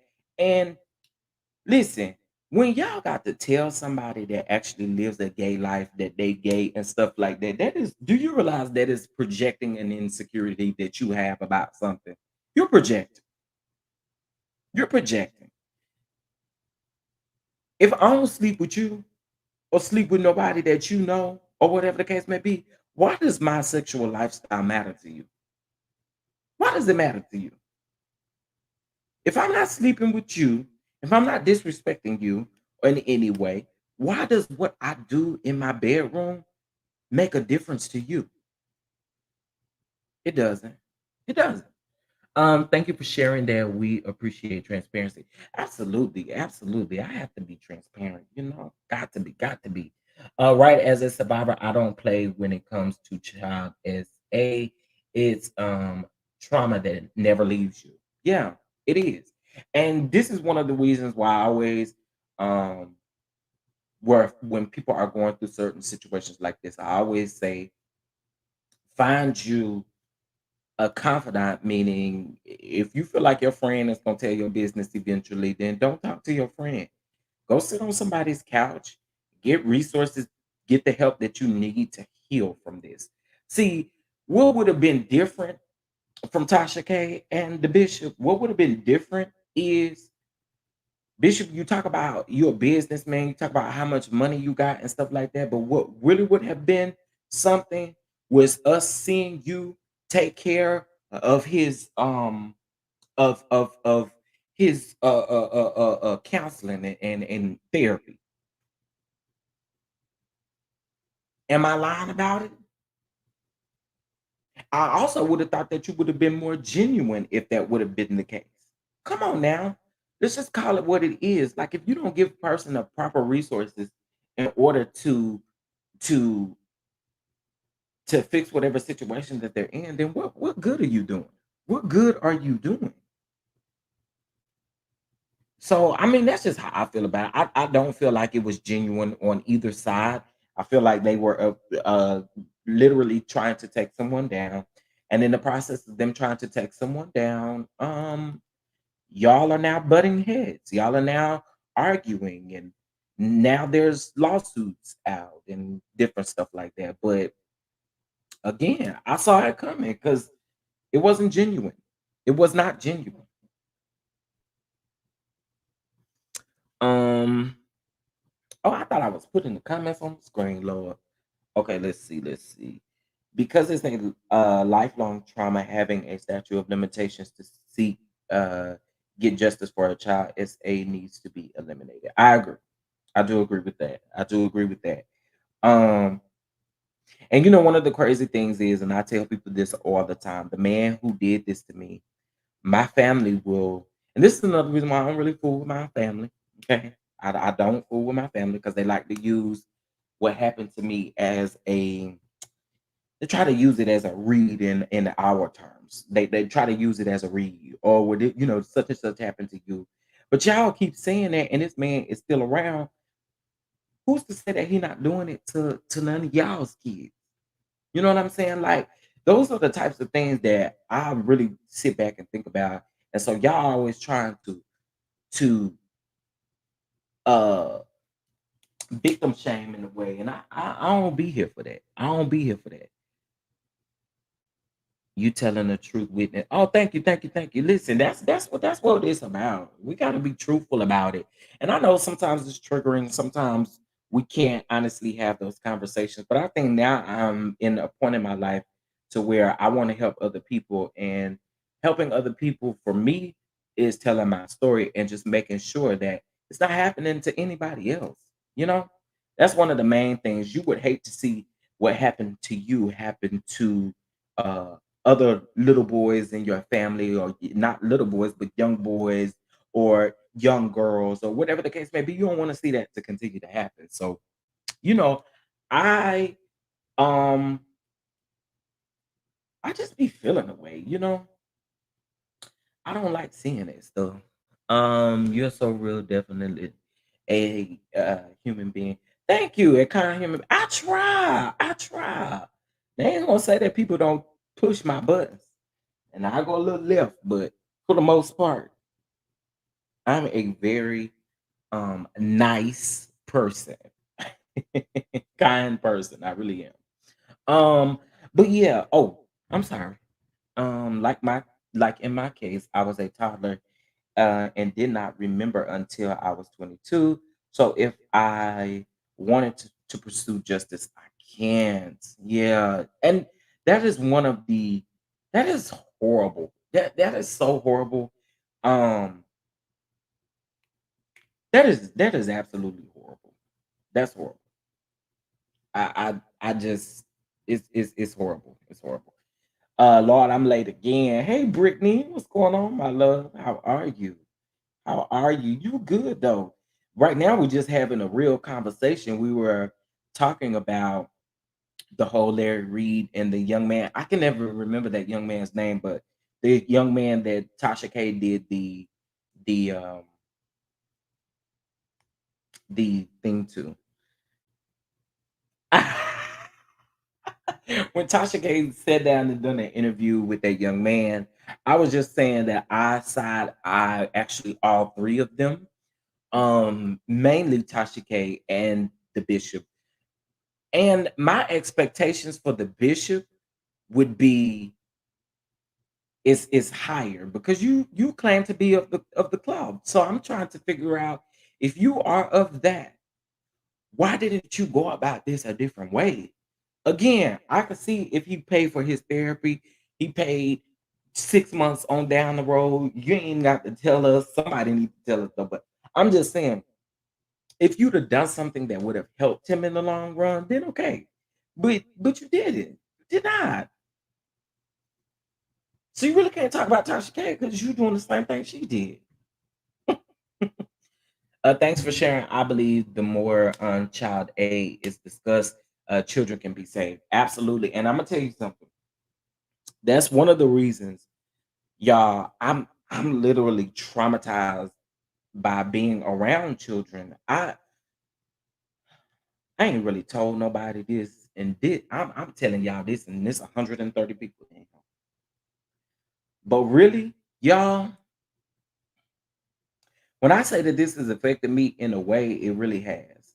I will not be caught in a room by myself with any children ever, ever, ever, ever, ever, ever, ever, ever, ever. It may be for a few seconds, but it's not gonna be something I cannot. I cannot. It has traumatized me in a way.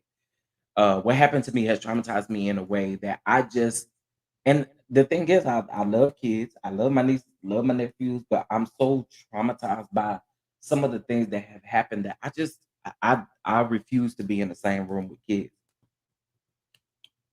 Um, I refuse it. I definitely do. And it was crazy because my nephew asked me the other day, why did you ask for my brother to come in the room, or why did you ask for your brother to come in the room, uncle? And I said, just because of where I am. Of course I didn't explain it to him because he's still young, but I let him know, like, I need another adult or something in here with me. That's just how I am.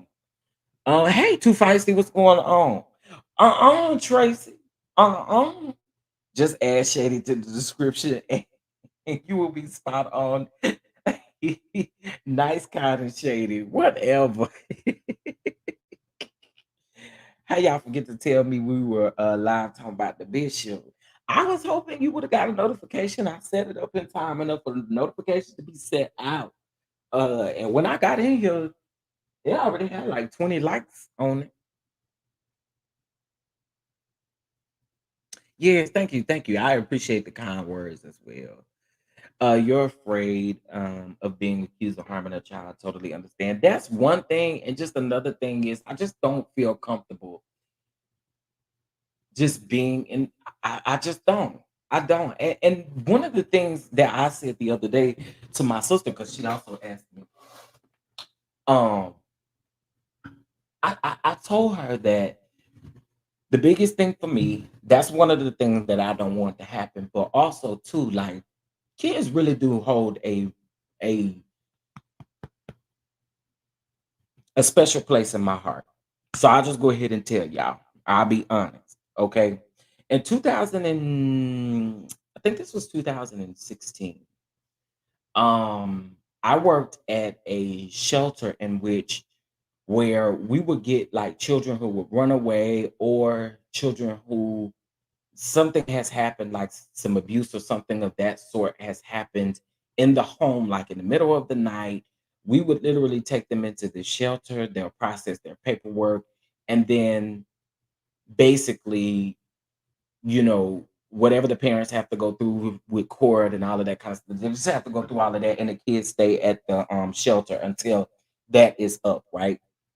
And um we had this one specific, oh God, when I tell y'all this is crazy. We had this one little girl, and she was y'all.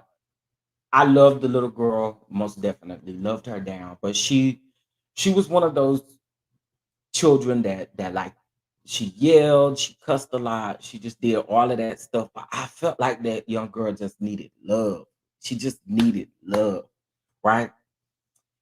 Only to find out, y'all, that I had a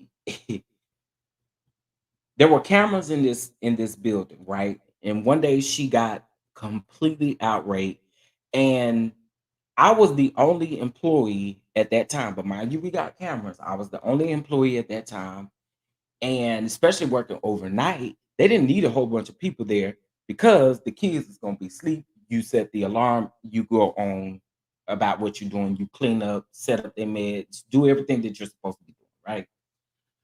Well, one day she comes out of the room, the alarm goes off, and when I say the alarm goes off, it's an entire campus. So of course they have them by age range. They have them by age range as to which group home that they're at or whatever. Well, she happens to open the door and everybody is waking up coming out of their room. Mind you, I'm the only person there. So I'm like, yo, I need some help at this particular point because these kids is not going to bed. They is up, they rowdy, and they trying to figure out what's going on. Y'all, I get a call the next day. Mind you, I get her quiet. I actually end up having to feed her a little snack. They didn't really want us to do that. But I had to figure out a way to keep her quiet to get everybody else sleep because wasn't nobody else gonna come out there and help me. Like nobody was coming to help me. Not even the on-call manager was even coming out to help me, even though that is her job. She was far away, and it just wasn't something that I just was here for, right? So I cooked up a little snack or whatever the case may be. Child, do you know the next day I woke up to an email stating that I had an open investigation on me based off of the fact that I fed this young girl at 3 o'clock in the morning, right? Big old issue. A total investigation opened on me. Could not work until the investigation was complete. Couldn't do anything, right? One of those reasons is the reason why I do not. I and probably won't work with kids again. And why I do not like being in a room left alone at all.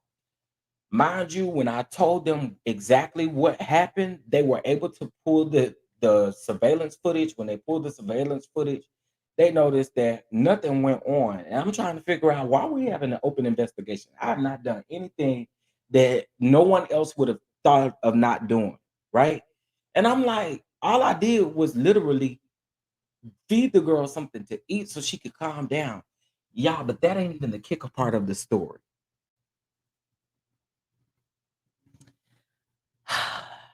After the investigation was complete, one of the managers was really good friends with my sister, and she said the reason why they wanted to put me under investigation was because they found out that the girl was my actual blood niece. Y'all, I had no clue. I had no clue, but they knew the entire time. Mind you, she had been at the group home for, at this point, about a month. She had been there about a month. And when they told me the real reason why they was was saying pretty much like, well, we don't know, but what we do know is that this is your family. And I'm like, but what does it have to do with anything? Like, and I did not know that she was my niece. Let's start there. I did not know that she was my oldest brother's child. I did not know that. But they stated that I was picking sides, or I forgot the correct terminology that they used, but they specifically was stating that I was trying to show her favoritism or whatever the case may be. And I'm like, y'all gotta make this make sense. So y'all open up an investigation because of that. Well, yeah, you're supposed to let us know anytime you have family that's here. I didn't know that girl was my family. So I had to literally prove that I did not know that she was my family for all of this to be over. So I literally went about 4 months without a job, without pay. um, it was horrible. It was horrible. I can believe it. I've been there. I'm trying to tell y'all that that's not a great place to be in. That's why I always tell people who work with children document everything and follow the rule book to the letter. Absolutely, you do. You have to. My thing was, and like when I told them, I said, y'all, the thing is, y'all wasn't sending anybody out there to help me. Y'all wasn't sending anybody out there to relieve me. And I say out there because it was out in the outskirts of the city.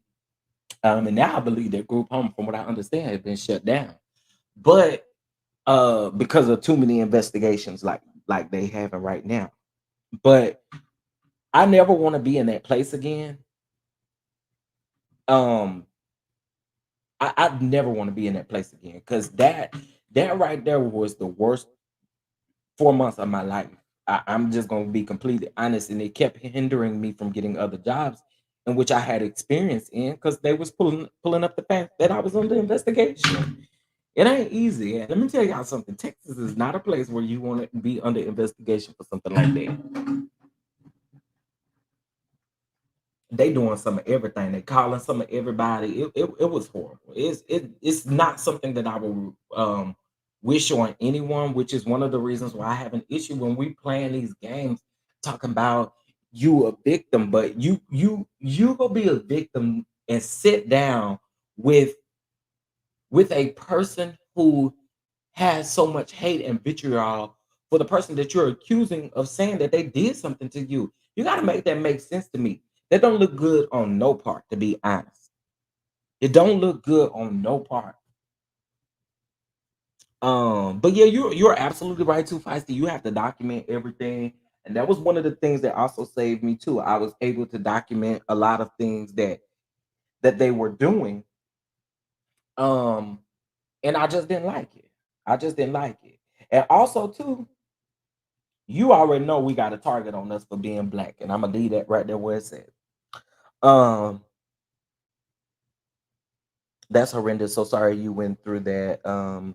Because it affects you financially and mentally. Absolutely. After that, I definitely seek therapy because I wasn't right. I was not right at all. Like I felt horrible. And I'm like, I didn't do anything. I did not do anything, and I knew I didn't do anything wrong. Y'all really mad because the girl ends up being my niece. And again, my family, I have to be completely honest. I don't know my older siblings' kids. I don't know them. I don't know them. They could walk up to me right now and be like, "Hey, uncle." Okay. Hey, I don't I, that's the thing. We don't have I have a tight knit relationship with some of my siblings, and those siblings, their children are involved in my life. The other ones that I had no clue about, they just around town. We don't talk. I barely see them. Like it just we don't have that type of relationship. So I had no clue that that girl was my niece. I did not know. I did not know. I said, "Hey, what? She is my niece." I had to literally prove to them people with documentation, everything that I did not know that girl was my niece. When it comes to kids, schools, foster care, group homes, etc., a lot fall apart or fall through the cracks, neglected by the people in charge. But when it hits the fan, the people with no control get the. Yes, you right. You right. You right. Because I'm like, all this whole time, what is an on-call manager supposed to be doing? An on-call manager is literally supposed to be helping you um when you need them, when you call them. You don't just get to do intake paperwork when it's convenient for you. That ain't how this works. I understand that I have nieces that I know. I have a niece that I know very well, and one that I don't know at all. Yeah, I have a slew of nieces and nephews that I don't know. For instance, I do know that my older brother has, what I understand, got like 6 kids. I don't know, not now one of them, not a now one. And there have been times where I've been around my dad, and they'll walk up and they be like, "Hey, Papa, hey, Papa, who are you?"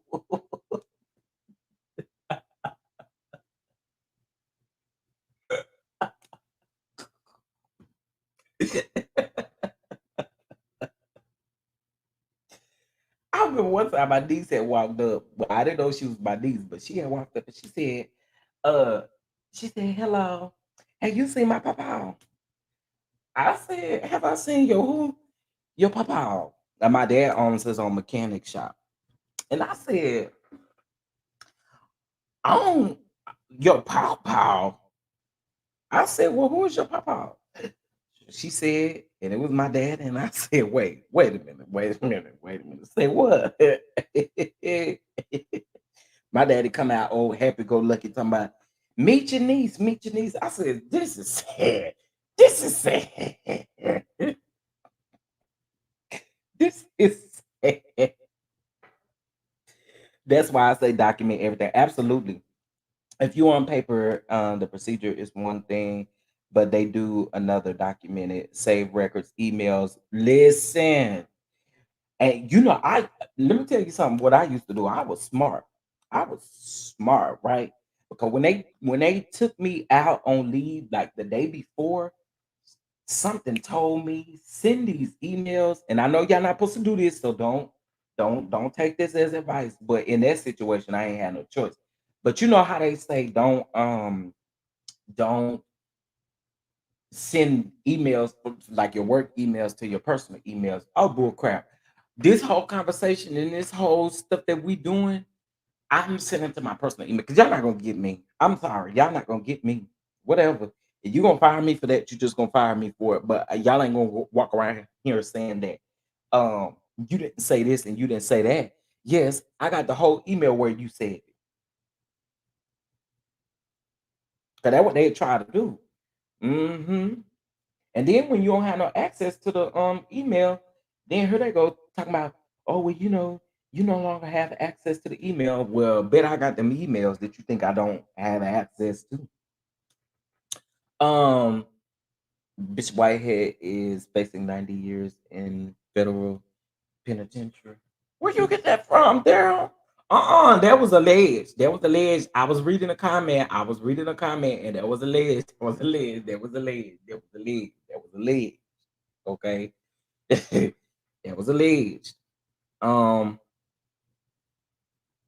yep, I knew they existed in this world, but I couldn't point them out to save my life. I'm trying to tell you, I don't know none of well, I ain't gonna say I don't know none of them, but my older nieces and nephews, I do not know them. Well, you'd be a great parent if you have kids. Well, one day I think I do eventually want to adopt because I'm adopted, and I do eventually want to adopt. But one thing I learned growing up, my mom only adopting like one child that's actually old enough to still be in the home. Growing up, there was life, okay, because I got all of what I wanted and needed. But if I do ever adopt, I want to adopt two siblings. I want to adopt two siblings because I know what that feels like. You being separated from your siblings for so long, and you feel like something is missing there. I want if I adopt and decide to adopt, I want to adopt some siblings.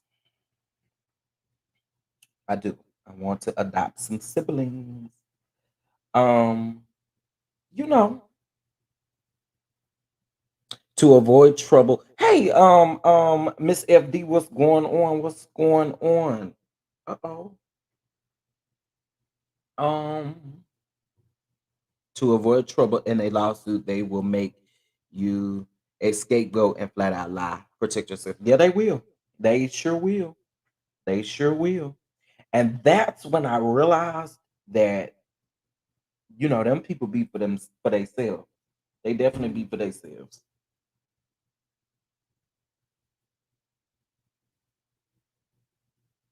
They definitely be for themselves.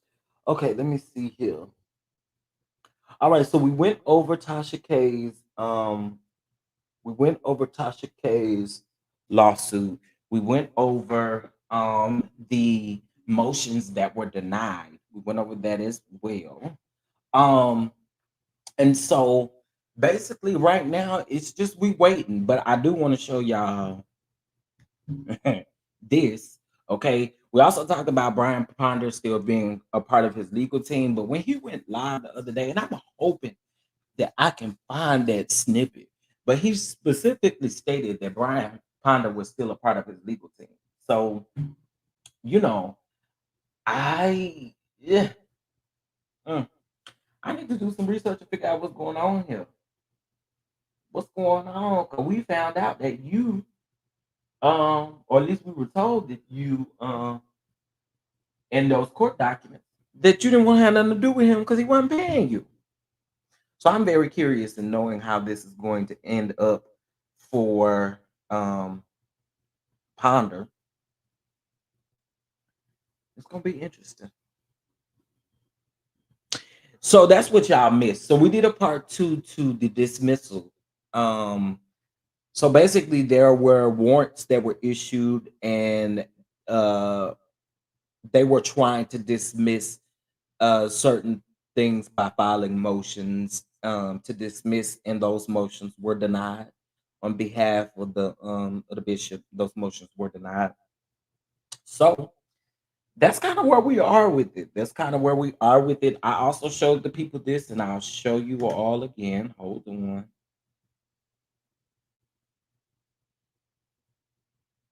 Y'all bless the channel. Freeway is by hitting that like button. Okay, freeway is by hitting that like button. But if you'd like to show some love to the channel, the Cash App and the Venmo is in the comment section. Okay, hold on one second. Let me get to this.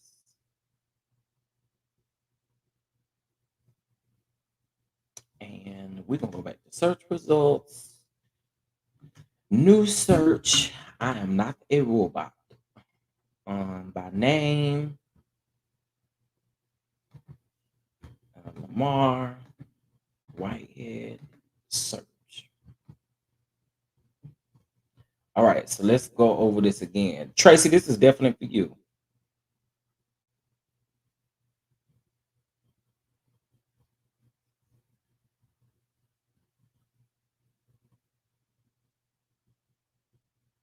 Uh, all right, so all of these, and let's just be clear. I'll go ahead and show y'all. So they deleted it. It was a filing error. That one. Oh, okay, I see that it says not assigned. Let me do this.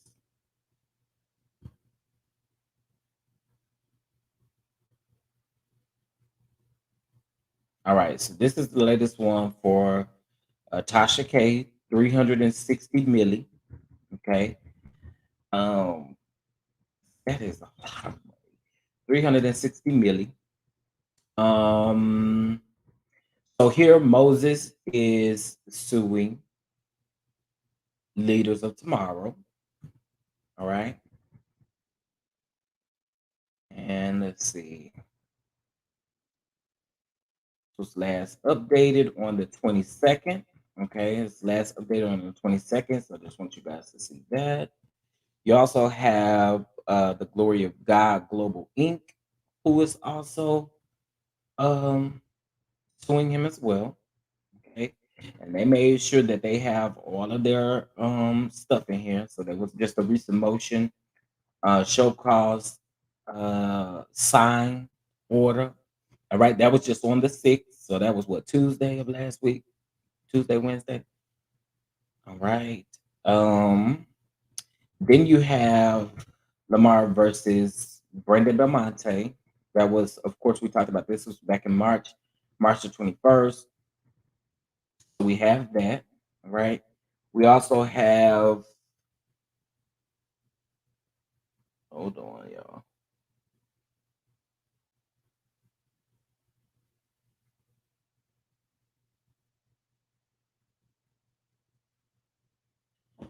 Child, Lord have mercy. Anyway, uh, I probably should not have done that out loud, but mm.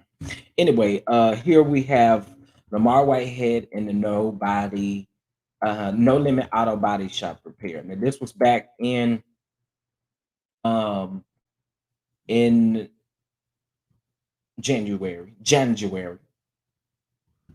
And hold on, 'cause I can give y'all the basics of this.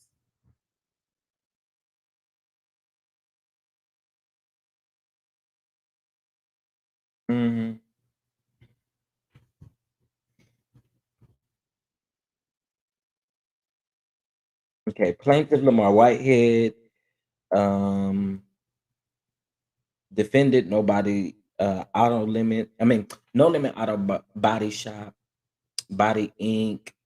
It goes on to say,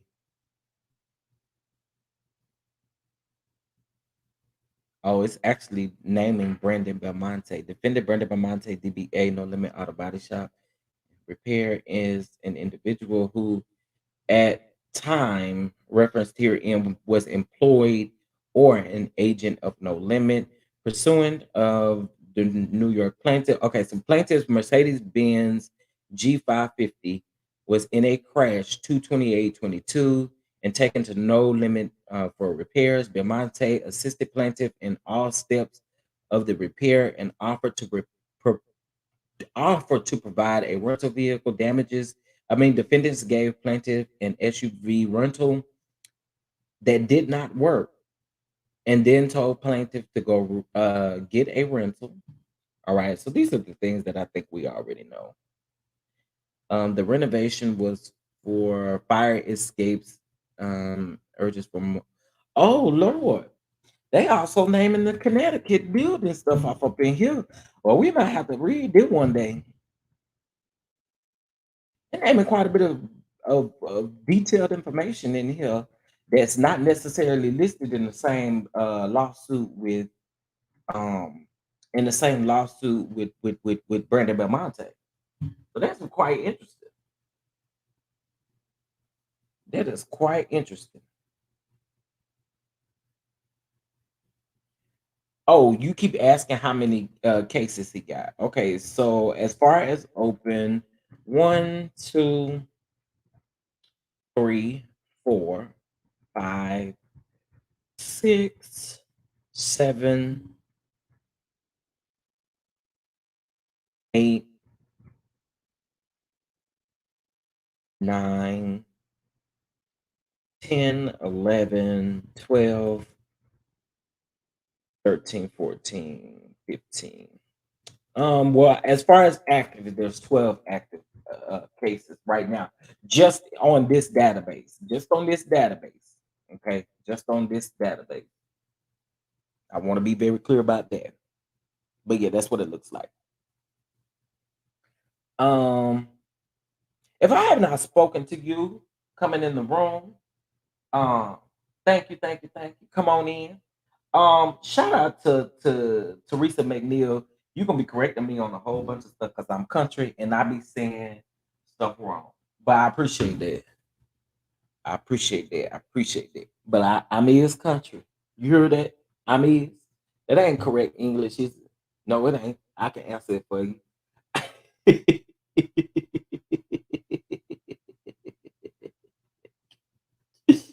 Ah.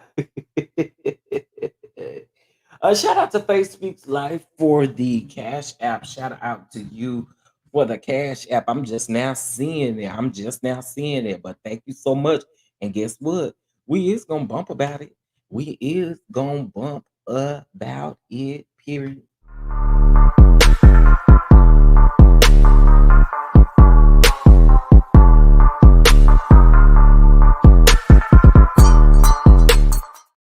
Y'all are hilarious talking about these 12 cases. Y'all are hilarious. Shout out to you again, Face Speaks Life. I really appreciate that. Thank you, thank you, thank you so much. Uh, wait. I have to go back because y'all just cutting up.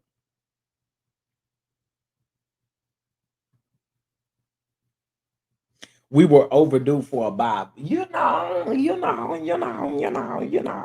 I feel like we was too. I feel like we was too. You know, when nobody showing love, but we bopping. Okay, hold on one second. I got to see what y'all said.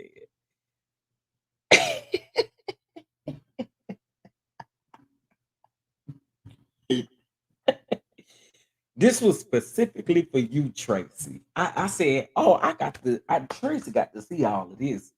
Um, that's too many cases to have open all at the same time. Child, I will forget when I got to go to court. My God. 12 are the cases trapped by the dust.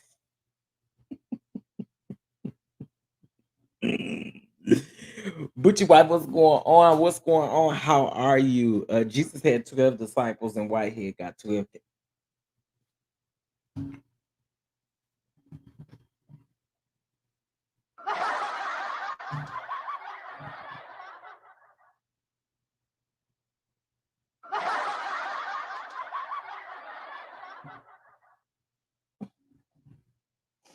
Oh my.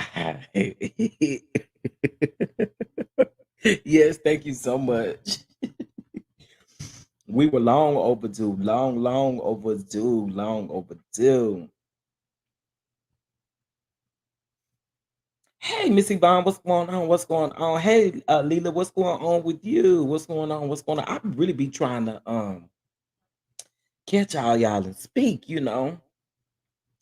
Does he access his own courtroom? Child, you would think so, ain't it?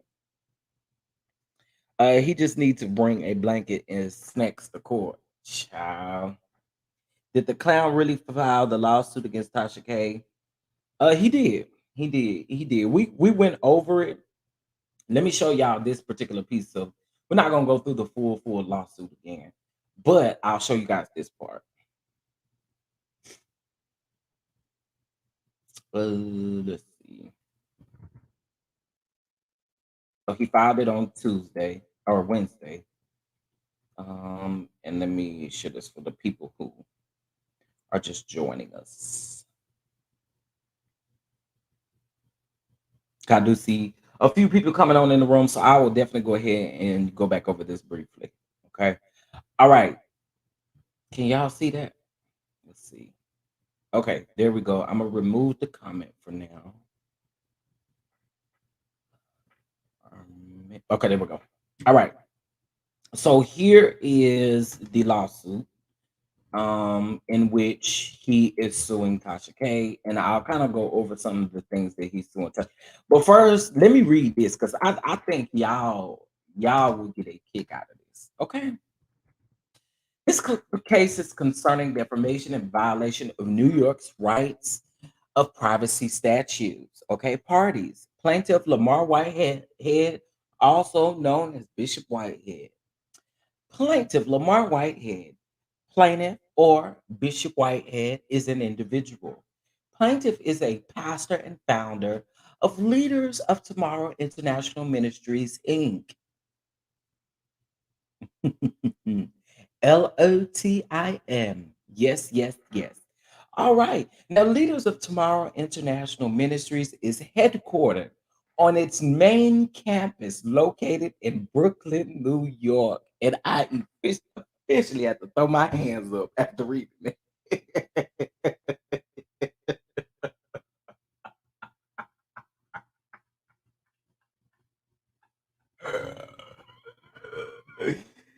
Oh, oh, oh.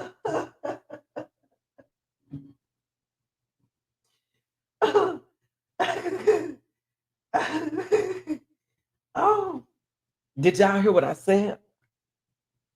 I don't think y'all caught that. Cause see, Tupac, you talking about Brooklyn with two O's. Let's go back. Let's back up. Let's back up. 'Cause I don't think you heard the statement right. Okay. Plaintiff is the pastor of Leaders of Tomorrow, or a pastor and founder of Leaders of Tomorrow International Ministries, Inc. Leaders of Tomorrow International Ministries is headquartered on its main campus located in Brooklyn, New York. Oh, I can't make this stuff up.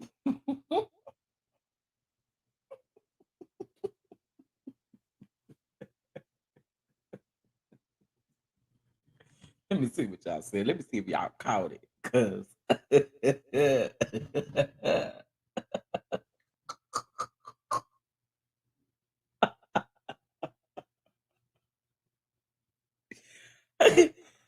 oh wait.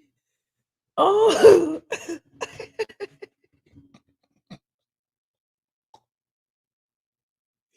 wait. Too feisty, too feisty, too feisty, too feisty. Did you catch the main campus part? That's what I'm thinking, Tracy. The other campuses got to be Instagram, YouTube, and Facebook. Them got to be the other campuses. When I read this, I was like, Am I at the Potter's house?" Oh, what? Let's keep going. Bishop Whitehead is a dynamic preacher, prophet, teacher, community leader, and entrepreneur. Bishop Whitehead's entrepreneurship includes real estate investing and commercial real estate. Bishop Whitehead is a visionary whose influence has made its impression both in the church and in the world. Bishop Whitehead has a genuine love for God's people, especially the millennial and younger generation. Bishop Whitehead's ministry and Leaders of Tomorrow International Ministries empowers its people through the Word of God. Bishop Whitehead's, I think that's what they meant to say. Bishop Whitehead's ministry focuses on spiritual liberty, educational development, and cultural exposure, political activation, and economic awareness. This goes on to say that Bishop Whitehead is firm in his belief in the Word of God and the power of transformation through God's love and grace. Bishop Whitehead, ooh, I gotta quit. Bishop Whitehead's life has been a witness that that purpose is found in pain and that God can turn a life of trial into a life of testimony and great joy. Bishop Whitehead, Bishop Whitehead's endeavors is to now share his wealth of knowledge through the gifts of God, through the gifts that God has given him, to empower, to inspire, and to assist God's people in finding their purpose through understanding their process, which will lead them to ultimately to obtaining the purpose, the promise. I'm sorry, not the purpose. Bishop Whitehead has a loving family with his lovely, lovely, lovely wife. Yes, we've seen her, Asia Whitehead, and his four beautiful babies. But I will not be getting into that part, okay? Because you know I'm gonna keep the babies out of it. All right. So yes, that's one of the things that that's what they had to say about the bishop. In case if you did not know who he was, you do know now. You do know now. Okay. You know now. Okay. In case if you did not know, you know now. Ah.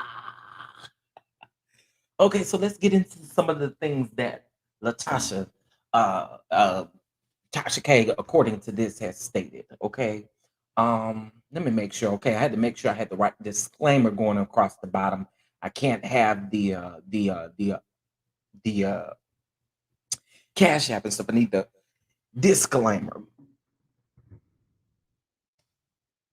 So, paragraph 56 states that on or about May 2023, Tasha K stated in a video, the U.S. government found that you, Bishop Whitehead, brought your Bishop Whitehead's $2 million mansion with only $10 in the bank. Okay. This was another statement that was made by Tasha K on or about May 2023. The MFer tried to use me, Latasha Kebe, to intimidate witness in a criminal case. 58.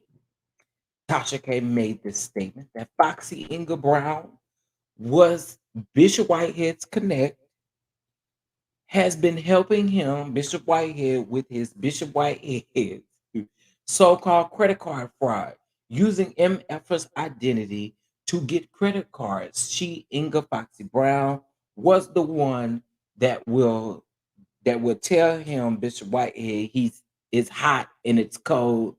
Do this, do that. There was some crazy stuff. I told y'all she said some crazy stuff behind that pay door over there on her app. She said some crazy stuff.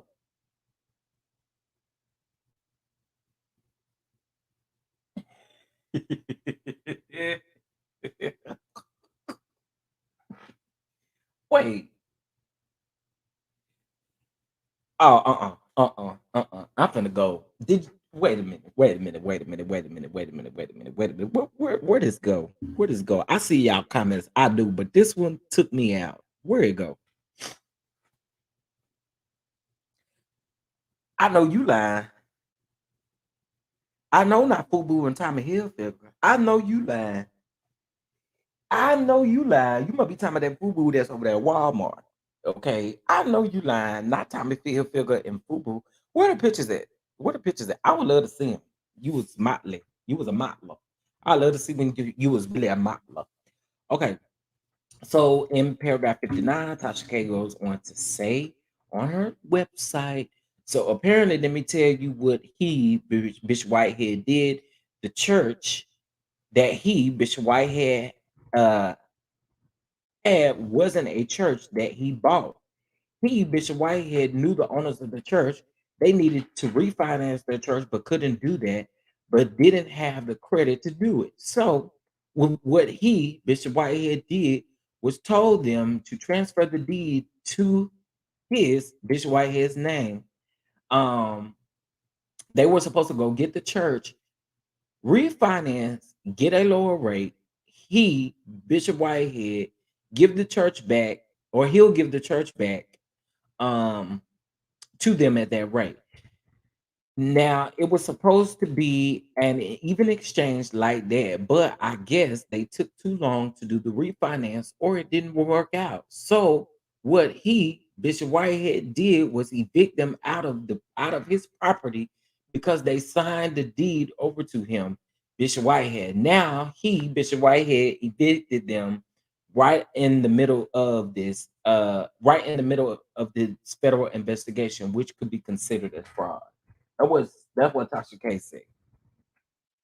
She goes on to also say that the effing United States Justice Department is going to get a gag order on him, Bishop Whitehead, so Bishop Whitehead, can't talk about a damn thing online. That's what they meant to say, but they put ink online. I don't think they meant to put that. Okay, 61 states. She stated, "Nigga, your Bishop Whitehead MFing assets are frozen." That's what she said.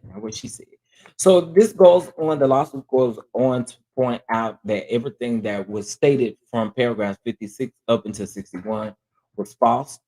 And then I just want to get down here to the bottom so I can show y'all where the 360, here they're just repeating the same thing again. But here we go. All right. So actual damages in the amount of 20 million, punitive damages in the amount of 100 million. Okay, so far we're at 120 mil. Actual damage for the second part of it, the slander part of it. All right, that's 20 mil and 100 mil on top of that. So right now we at 240 mil. Okay. And then we get back down here for the third cause of action. We got another 100 mil and another 20 mil. So altogether, that's 360 mil that he is going after Tasha K for. Okay. So yeah, I just want to kind of go over that for the people who was here. You know what I'm saying? People that were here on TV. He want to be Larry Reed so bad. You know, I don't know what it is with him and Larry Reed, but that right there, I don't know. I don't know what it is. Too Feisty, he was on an episode of Cops back in the day too. You will, oh my god.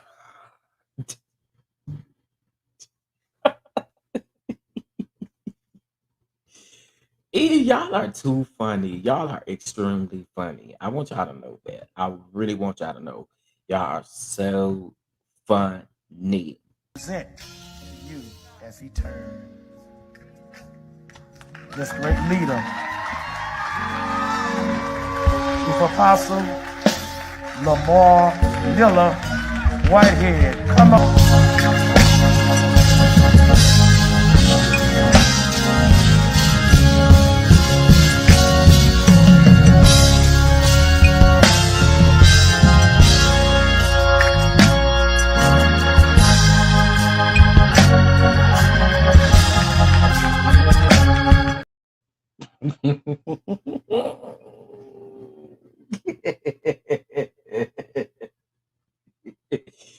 He sure do. He sure do. He sure do. He sure do. My favorite one, and y'all know, I don't. This is not in my vocabulary to be calling nobody no B word, but I holler when Tasha K say, and where's your bitch? And he was like, I don't know about one, but I know you won, baby. That was funny. Why isn't Brian Ponder explaining to him that these lawsuits is frivolous? Maybe Brian Ponder getting his coin now. I don't know. I don't know. A great leader of leading fools. Mm, mm, mm. But did y'all know that there was more than one campus of uh, the leaders of Tomorrow International Ministries? Did y'all know that there was more than one campus according to the court documents? The main campus is there in Brooklyn, New York. Main campus.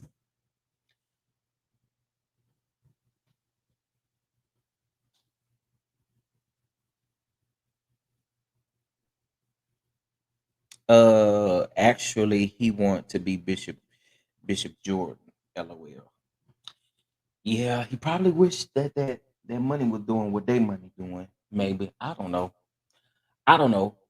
But he definitely seems like he has a dislike for Bishop Jordan too. But he don't mention him much.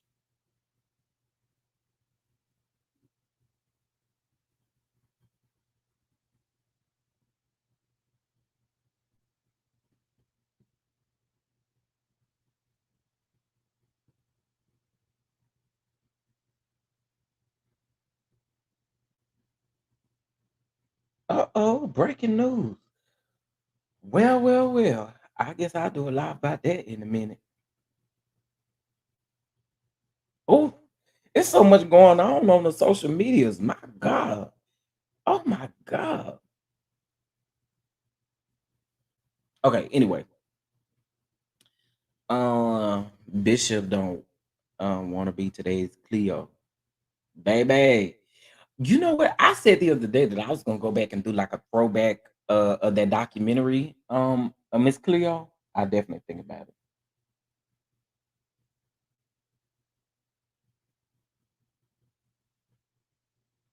Yeah, I mean the Potter's house got main. I mean, it's a lot of churches that got like main campus or whatever the case may be. Matthew Stevenson, he got a main campus and he got campuses up on there. I mean, it's a lot of them that have multiple campuses. But sir, where is your multiple campus? Because that's what the document says. The document says, yes. Breaking news that Jocelyn Hernandez has been arrested, and I was sincerely hoping she was gonna get arrested. I'm just gonna go ahead and keep it all the way a book with y'all. All that mess that happened yesterday, I was hoping they was gonna arrest her psycho behind. She sit up and do all of that talking and stuff. She wanna hit people. Let me tell you something. Let me tell you something. In case if y'all didn't know, Mayweather had a fight yesterday, and at the end of the fight, I guess it was at the end of the fight, the back of the fight, I don't know. But Jocelyn was beating up on it. I don't know that girl, but she was beating up on this girl. Not only that, one thing that I noticed in the comments was people was like, "Well, y'all not gonna say nothing about these men hitting on her. Y'all not gonna say nothing about her hitting on these men." One thing that I want y'all to stop doing, please stop it. Stop wanting to point out the fact that a man is hitting on a woman. That lady went on a slapping spree, slapping everybody. Okay, so we're not gonna do that. I can't stand that. Well, all of the men was hit. Well, keep your hands to yourself, and you won't ever have to worry about no man swinging on you in that manner. I'm not talking about all situations. I'm talking about this one specifically. I saw that from different angles in which she was just walking around slapping men in their face. And to me, it's you coming off of you just celebrated the fact that you did a show sober. You just celebrated the fact that you did a show sober. So what was up now? Was it that you did something? Come on now. We're not gonna do that. We're not gonna do that. I don't like that because in the same token, she was doing the same thing. They equally, her and ballistic, equally think that they could put their hands on the opposite person. No, y'all gotta call that stuff out. You can't walk around here slapping on men. First, some of the men weren't even bothering her. That security guard was way better than me, because I see what I'd have done with you was pick you up and threw you out of the place. Is what I would have done with you. That lady walked up to that man because he was holding her back and slapped that man in his face several times. That's not an issue. That's not an issue. Or we're not gonna make it an issue. Oh, okay, because it's a woman. Really? Y'all can miss me with all of that. Miss me with it. You walk around here slapping people and they slap you back, you can't get mad. That's just facts. Y'all sound pathetic in them comments, literally making excuses for it. It's pathetic. Big Lex was sitting down. She and Melissa attacked her while sitting. People were um restraining ballistic while she was attacked. That is crazy to me. That is so crazy to me. You did enough with whatever you did with this whole Amber Rose situation. I haven't even got deep down into it, but this right here, this watching her do the things that she was doing was completely outrageous. And I just don't like when people can call out one side of the situation and not call out what the whole thing is. We're not gonna do that. So this one girl, oh, you a gay troll. I guess I could be gay and I could be a troll. I could be whatever you want me to be. But y'all don't like for people to spit facts. You don't like it. It all works the same way. Just like I wouldn't condone a man walking up hitting on a woman like that. She shouldn't be doing it either. No, no, no, no, no. Y'all gotta see. I know who Melissa is. Y'all gotta see from a different angle. There was an angle that it wasn't the neighborhood talk, it wasn't the shade room. Um I gotta find it. I want to say it was the uncut version.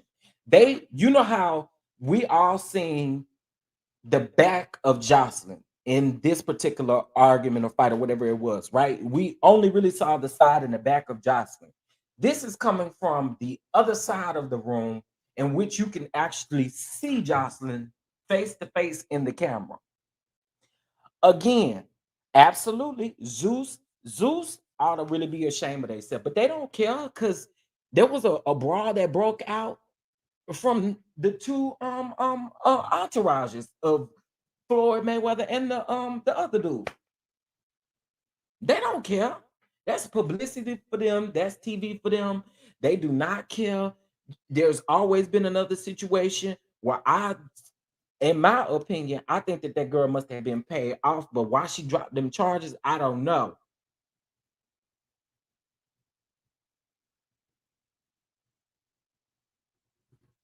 It's just absolutely crazy. So the whole Melissa thing, I get that whole part, and I get where people how people feel about that. But what I'm mainly talking about is that woman walking up on men that don't really even have nothing to do with it. She walked up and slapped this man, I know, at least 5 times.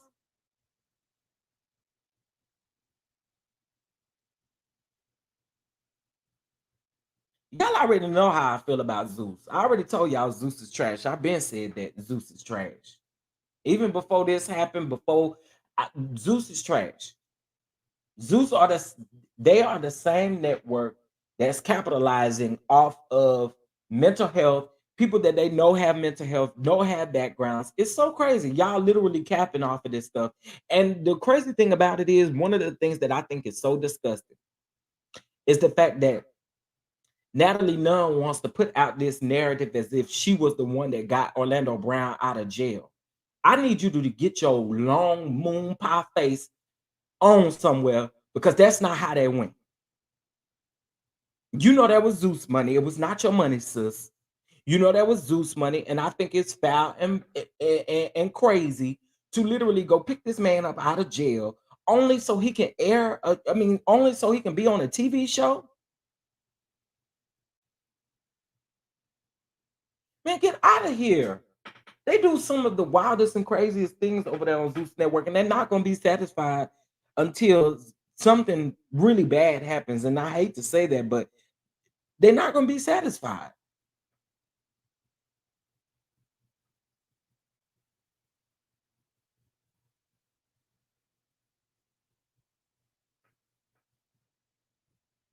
Any ninja calling himself ballistic can't even breathe in my direction. He's a major problem. Absolutely. He's a major problem. And I'm here for people calling him out. I'm definitely here for it.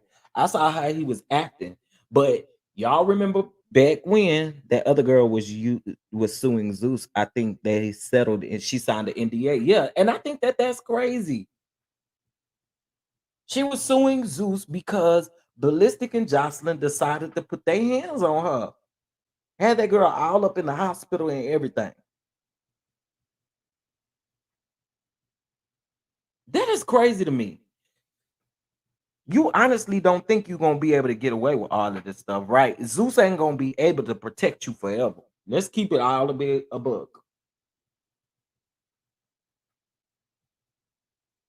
And Jocelyn, I'm here to tell you one day you're gonna meet your match, and I mean meet your match in real life. Oh, you gonna meet your match. You're gonna meet it. You just wait. Yeah, she's a liability, but they don't care. They don't care. I'm quite sure they probably gonna tape and film her jail journey. I'm just saying. That was using something for a come up. I don't see why they wouldn't use this. They're gonna show enough use this as footage. And then when they go bail her out, when they go bail her out, they're gonna record that, and it's gonna be on the introduction of Jocelyn's Cabaret. I'm just saying, it's absolutely ridiculous. I ain't like none of what I woke up to because I did wake up to that. I went to bed, y'all. Last night I went to bed at 9 o'clock. Okay, I was not feeling good, and I went to bed.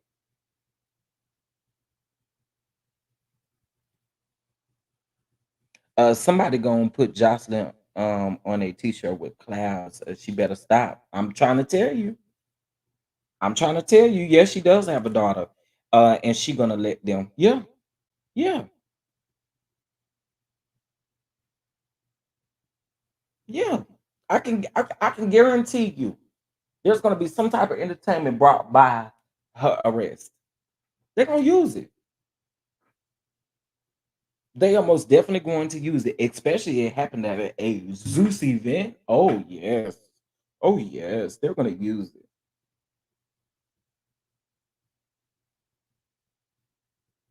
They are going to use it.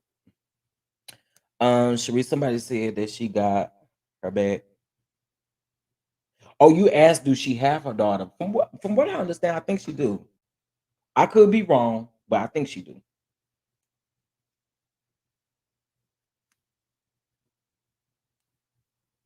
Um, Zeus is very low vibrational, absolutely, and that's why they'll never get. I don't care if the app is free. I'm not never gonna download it. Sharice, somebody said that she got her back, but Stevie might want to come back. Well, Stevie out here stealing vans and stuff, so I don't know if that's a good idea either.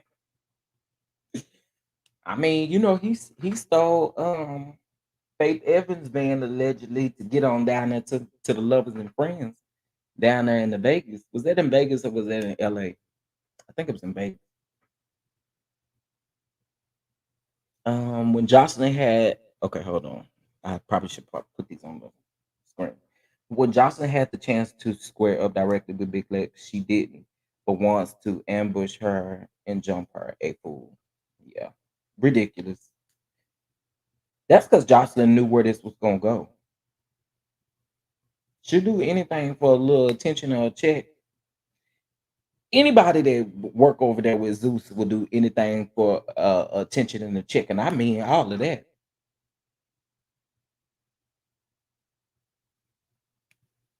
Jocelyn was hitting the girl's shoulder, double face shots. Okay, hold on. Let me pull up her what's her name real quick. Yeah. Hold up. Instagram. Let's see the neighborhood talk. It's who reported this. Well, that's just where I seen it. I mean, that's who reported it, but that's where I seen it.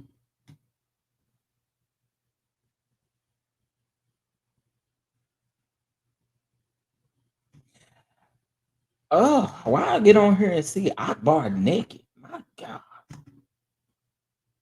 I ain't even ate today. Y'all trying to stir up my stomach already. My God. Okay, hold on.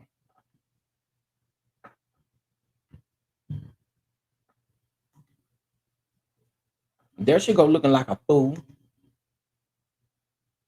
Looking like a fool. And to be completely honest with you, look like she coming down off of something. I'm quite sure they was slanging drinks and stuff. Somebody, I did see somebody toss a drink at her. And my thing was this: how you fighting? How you fighting with your with your hair down like that? You had your hair down like Rapunzel or something, and you fighting. Who do that? Where they do that at?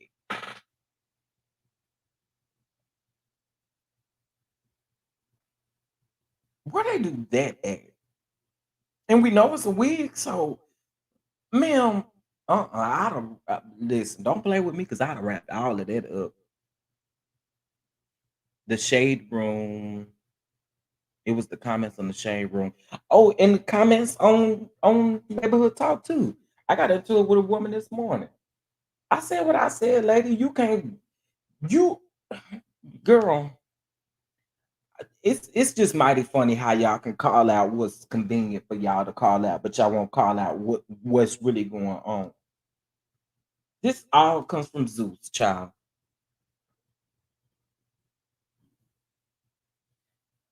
They in here saying to arrest Ballistic too. I'm sure he. I hope he was arrested. But anyway, she's been charged with four charges. One of them, touch or strike battery, domestic V. Charge number two, touch or strike battery. Charge number three, trespassing unoccupied structure or. And then number four was resisted officers obstruction with violence.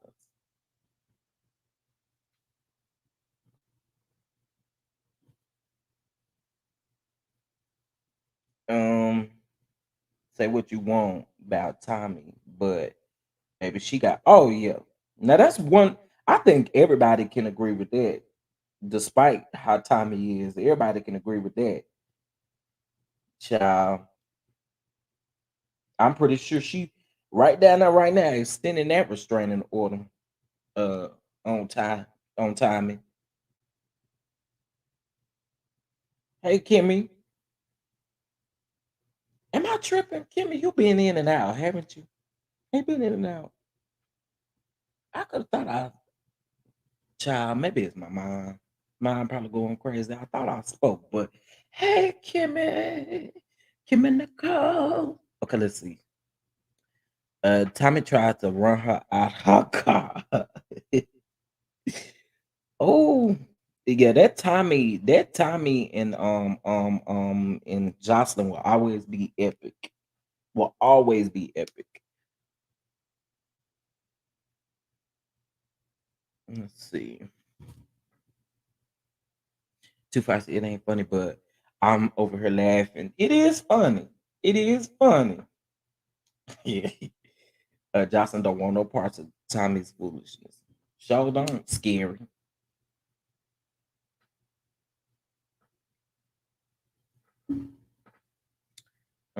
Yes, I fell back to sleep. Oh, okay, because I about to say I spoke, but if I didn't, I'm speaking again. Let's see. Oh, chef, I got my goalie energy bites. I bought 2 bottles.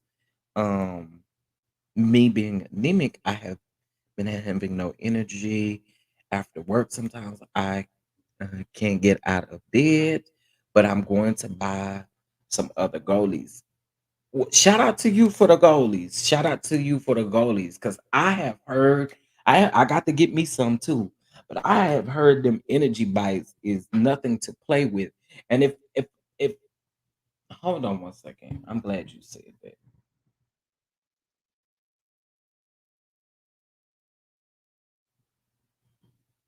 Okay, so they are still running a bundle sale, y'all, where each one of them are 14.45 per bottle.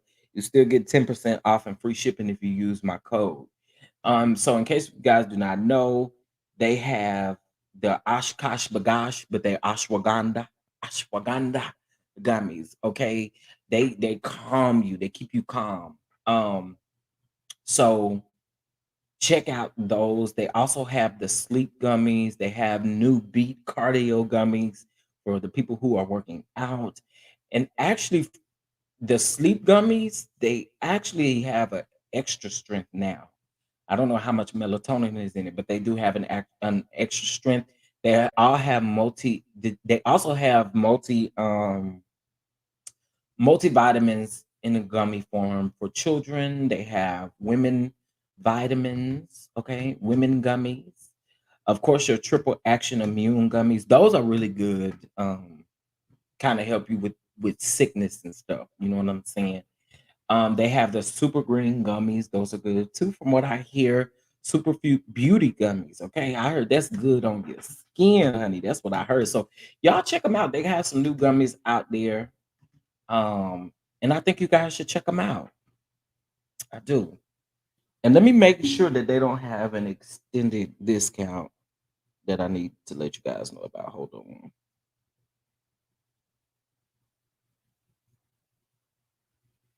Because sometimes, no lie, y'all, I don't like the way they do this, but sometimes a um they'll sneak in a sale and you don't even be knowing nothing about it. Sometimes they be for one day. Okay, so it's 15% off actually. Okay, 15% off. So get your goalies. Get your goalies. They do help with a lot of different things. I know I use them to help get the sleep, child. That's how I do. Um, yes, them energy bites. Shout out to Kimmy. Kimmy was one of the first person that I think she was the first person that ordered the energy bite and told me how it works wonders for her. And then also too, um, make sure you're taking the other one, the immune one too. It's good for you too. Um, but all right, y'all. Listen, I'm getting ready to go. I just want to make sure because for whatever reason my emails are not popping up. Okay. I just wanted to make sure I ain't need to bop about nothing. Listen, if you guys would love to bless the channel, of course, getting your gummies and using my code helps me. Hitting that like button on this video helps me. And you making sure that you get into Patreon and all of that stuff is good for me too. Okay. So I appreciate all of the love and the support. If you like the support, um, via Cash App or Venmo. It is scrolling across the bottom of this screen. And shout out to y'all for coming to kick it with me. Shout out to y'all coming to kick it with me. Um, for those of you that I'm sure are going to ask, we're going to move Real Housewives of Atlanta and Summer House to tomorrow. Because I do have to take care of something here momentarily, something I'm not looking forward to, y'all. Keep your boy lifted. They done put me on another 2 medications that I'm not here for whatsoever. Okay. Not here for them at all. At all, at all, at all. And so I'm hoping and praying that once we start our challenge, this healthy way of eating, this healthy way of living will get me off of some of these medications because this is absolutely ridiculous. Absolutely ridiculous. Um, so, with that being said, I appreciate you all. I do have a video coming out. I should be finishing the editing probably while I'm waiting to see that I'll probably do upload the video that I did for red beans. I got a new recipe for y'all for the red beans. By the way, we don't use no can over here. We pick them beans, okay, and we do what we supposed to do, dry beans, okay. So I'm hoping that I'll have that edited by today, and that way I can get that to you guys on Patreon. Okay. Um, and like I said, I'm really honestly looking forward to this lifestyle change, this way of eating, this way of life changing. Because honestly, we really do put ourselves through a lot. We really do. We really do. Um, so yeah, we do. If you guys let me know, we have an accountability group, and I know some people have started, like shout out to Too Feisty. I believe she's already started, so some of us are going to be starting like next Monday. I didn't get an opportunity to get a lot of the stuff done for this coming up Monday, however, or today. But if we can, if you would like the link to the Discord, let me know, and I will definitely give you that. We are going to be respectful in that particular Discord. That Discord is not for any mess.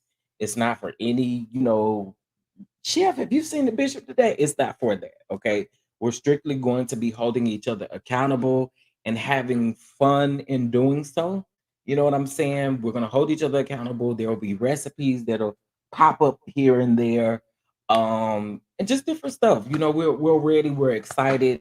I should be getting my juicer soon, so that I can juice, blender so that I can start making shakes and just different stuff like that. I'm so old school, y'all.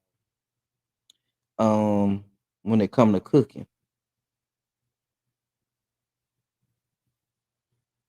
Okay. I had to look at that. What's up, Zap, for you? What's up? Well, there's another Discord for all the dragging that you want to do. I have created another one for that, and you can just do whatever you choose to do in that one. Okay. But.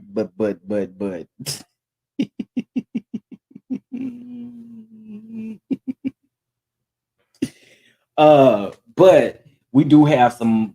We're gonna have a messy section in there, but just not this one. I want everybody to. Oh, wait a minute,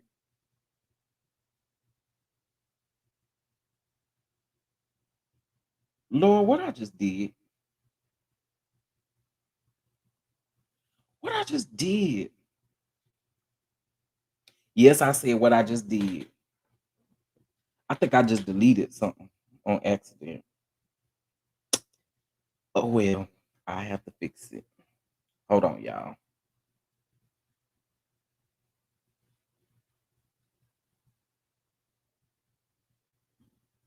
Well, we still gotta have one for the mess. We still gotta have one for the mess.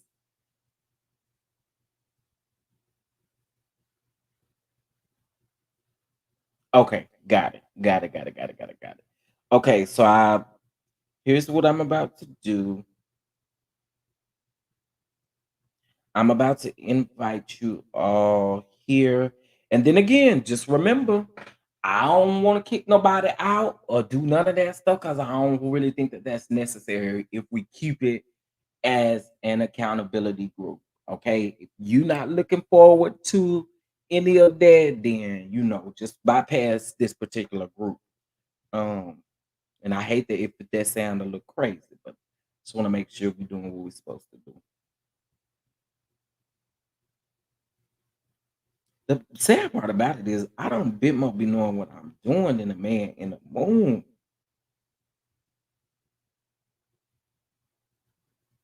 Hold on. I'm attempting to get this in here before we leave. Okay, let's see. Set up server. Okay, here we go. Share link. Copy. Let's head over here to the YouTube. Okay, so here is the Discord link. Okay, I just pasted it in the chat. So if you would like to be a part of that Discord, then hit that link, okay? And again, we're just gonna keep it all the way respectful on in that particular. Hey Tasha, what's going on? We're gonna keep it all the way respectful and all the way specifically for uh,